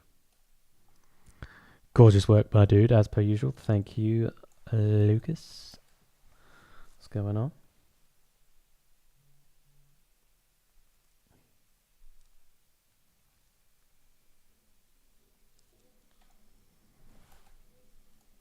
Got this kind of like thick, swampy, acrid, poisonous air lingering off these.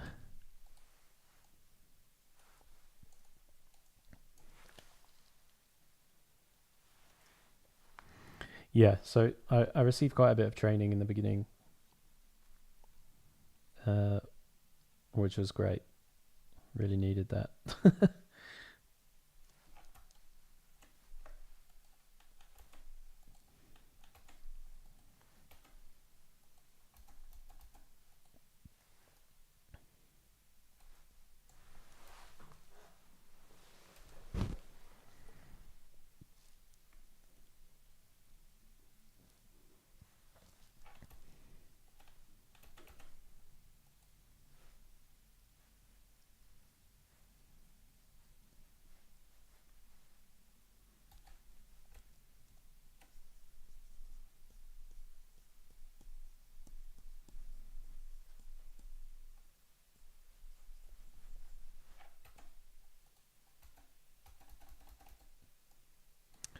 Yeah, exactly. A lead.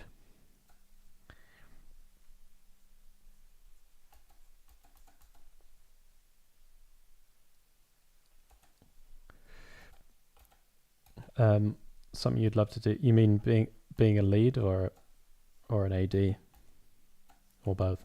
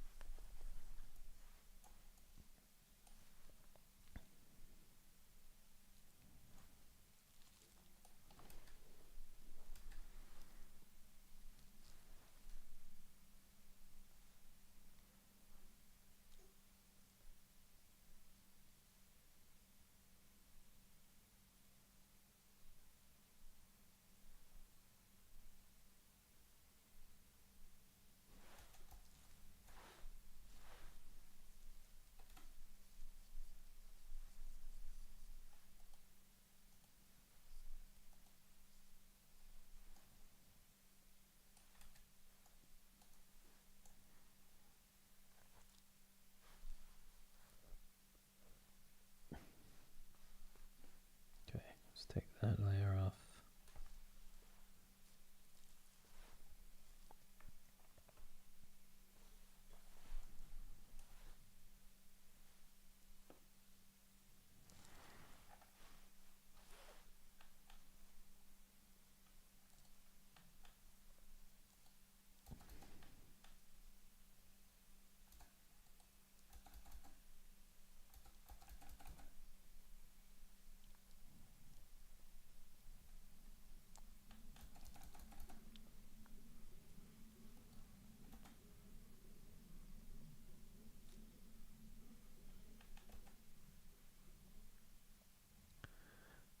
I mean, for now, I'm just thinking about lead. I don't really know exactly how the work of an art director looks like, so I'm not really sure about it. Yeah, I mean, I think the role can really vary depending on your skill set and the projects that you're on. You know, if like myself, I am an illustrator and come from that kind of background. So, if I'm on a project that is sort of an illustration project, for example, then I can be very hands-on and practical, and the feedback for the artist is going to be kind of quite an easy thing to implement for me, because I'm just going to be looking at their illustrations and being like, okay, well, this is how I do that, and paint overs and so on. But yeah, if I was on a project that was maybe, let's say, a bit more like realistic in scope or something, then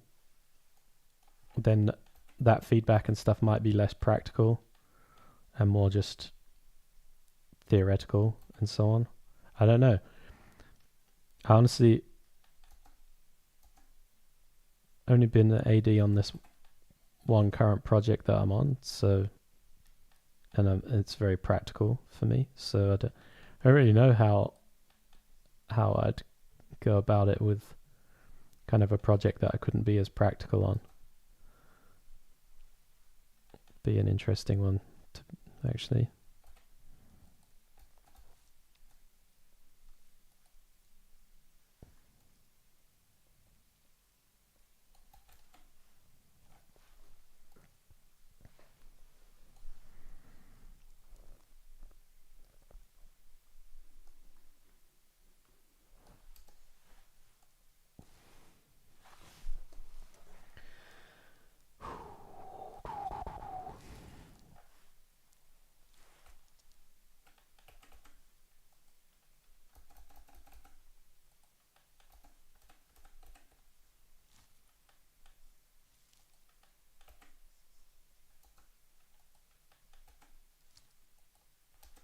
Don't know why this tentacle's giving me such a headache.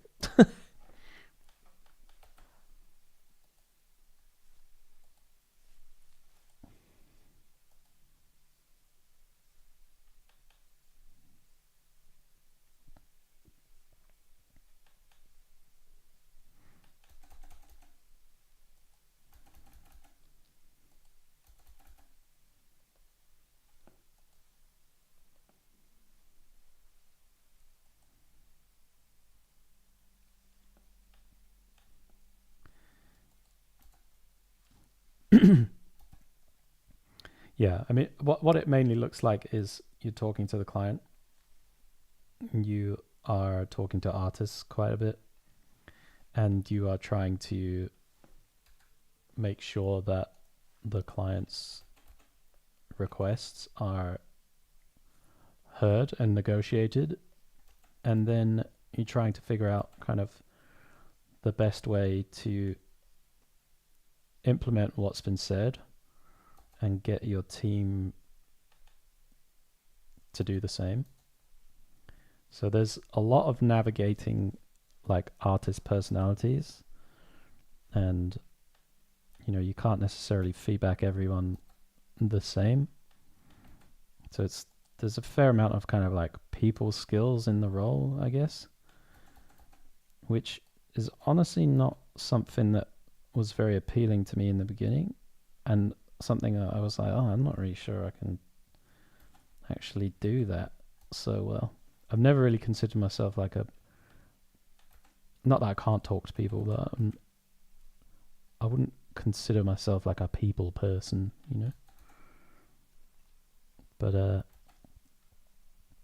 I think because the role is a bit more like, or at least I think of it as kind of like teaching or imparting knowledge in some way, then that becomes the kind of the people aspect, I guess, for me. But yeah, it's like I said, it's kind of a weird one because I've never really had myself down as like a people person, and you have to interact with a lot of people. All your artists, client, other people you work with. There's always a lot of that going on,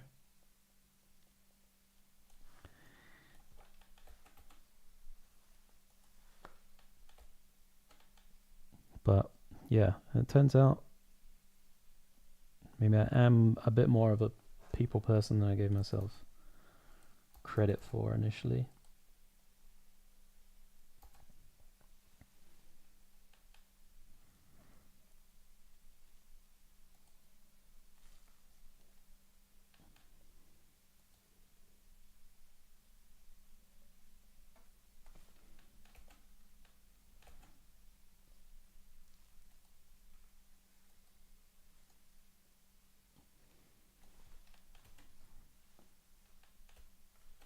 Yeah, I guess there's a lot of problem solving too.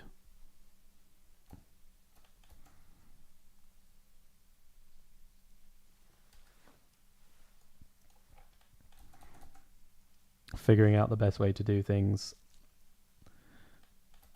Looking at who you've got on your team, who's going to be the best fit to figure out a certain task.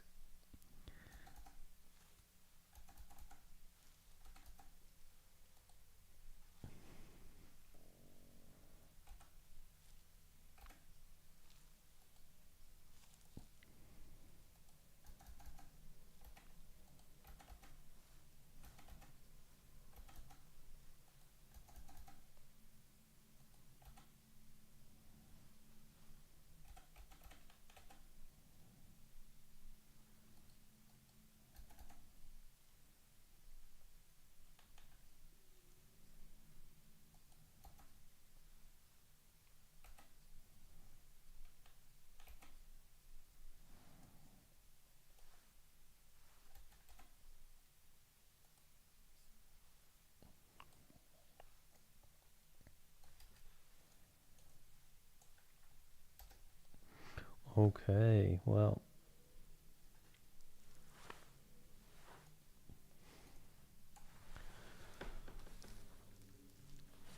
should probably leave it there for today.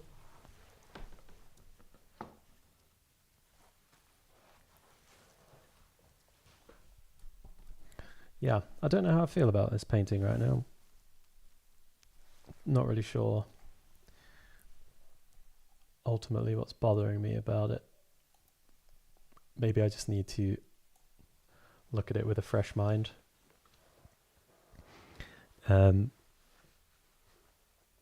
Yeah, there's definitely some fun elements to it that I've enjoyed painting so far.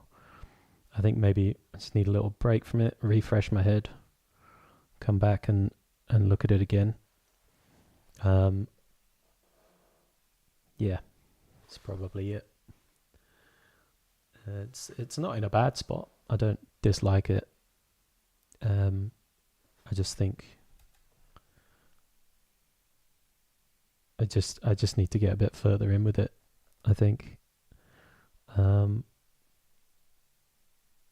think maybe as well I need to sort of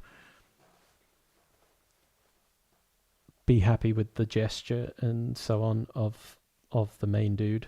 I think at the moment he's still like a bit weird looking. Bit bulkier around the shoulders and chest, I think would help. And but yeah, it's cool. I'm having fun with it. Let's do one last little thing, just on top, something a bit.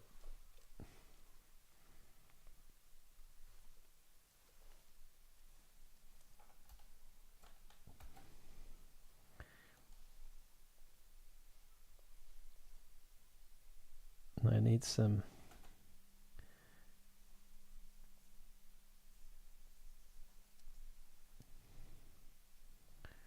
that slime and stuff.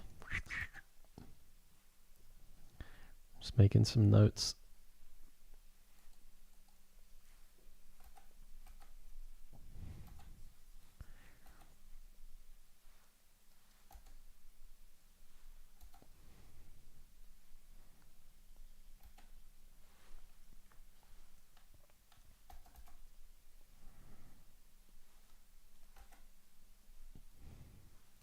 More splashes. Definitely some more oh my god, what's going on here?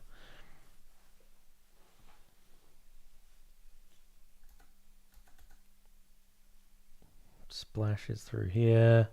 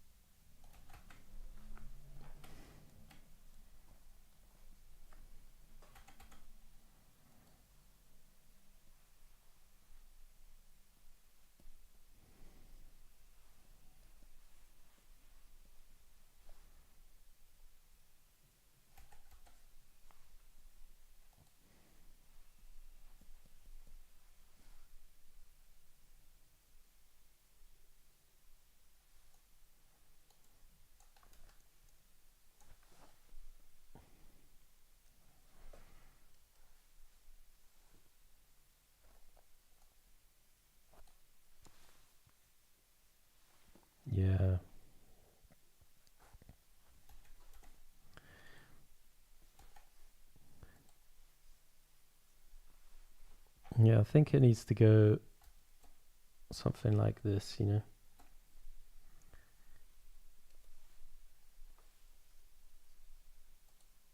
So there's a lot more like kind of particles and drippy bits, and a lot more sort of splashes.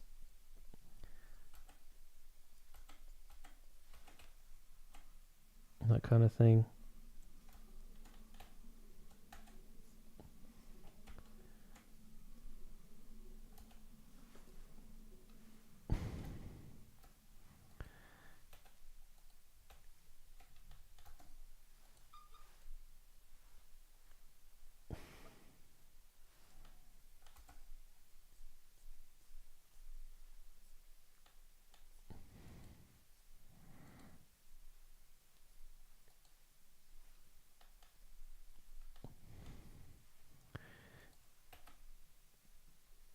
Yeah, I think like just a little bit more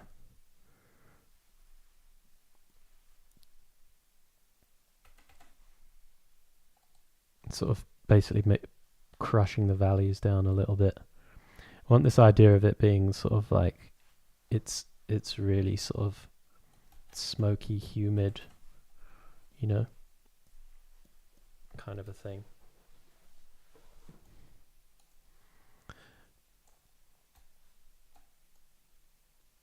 But yeah, anyway,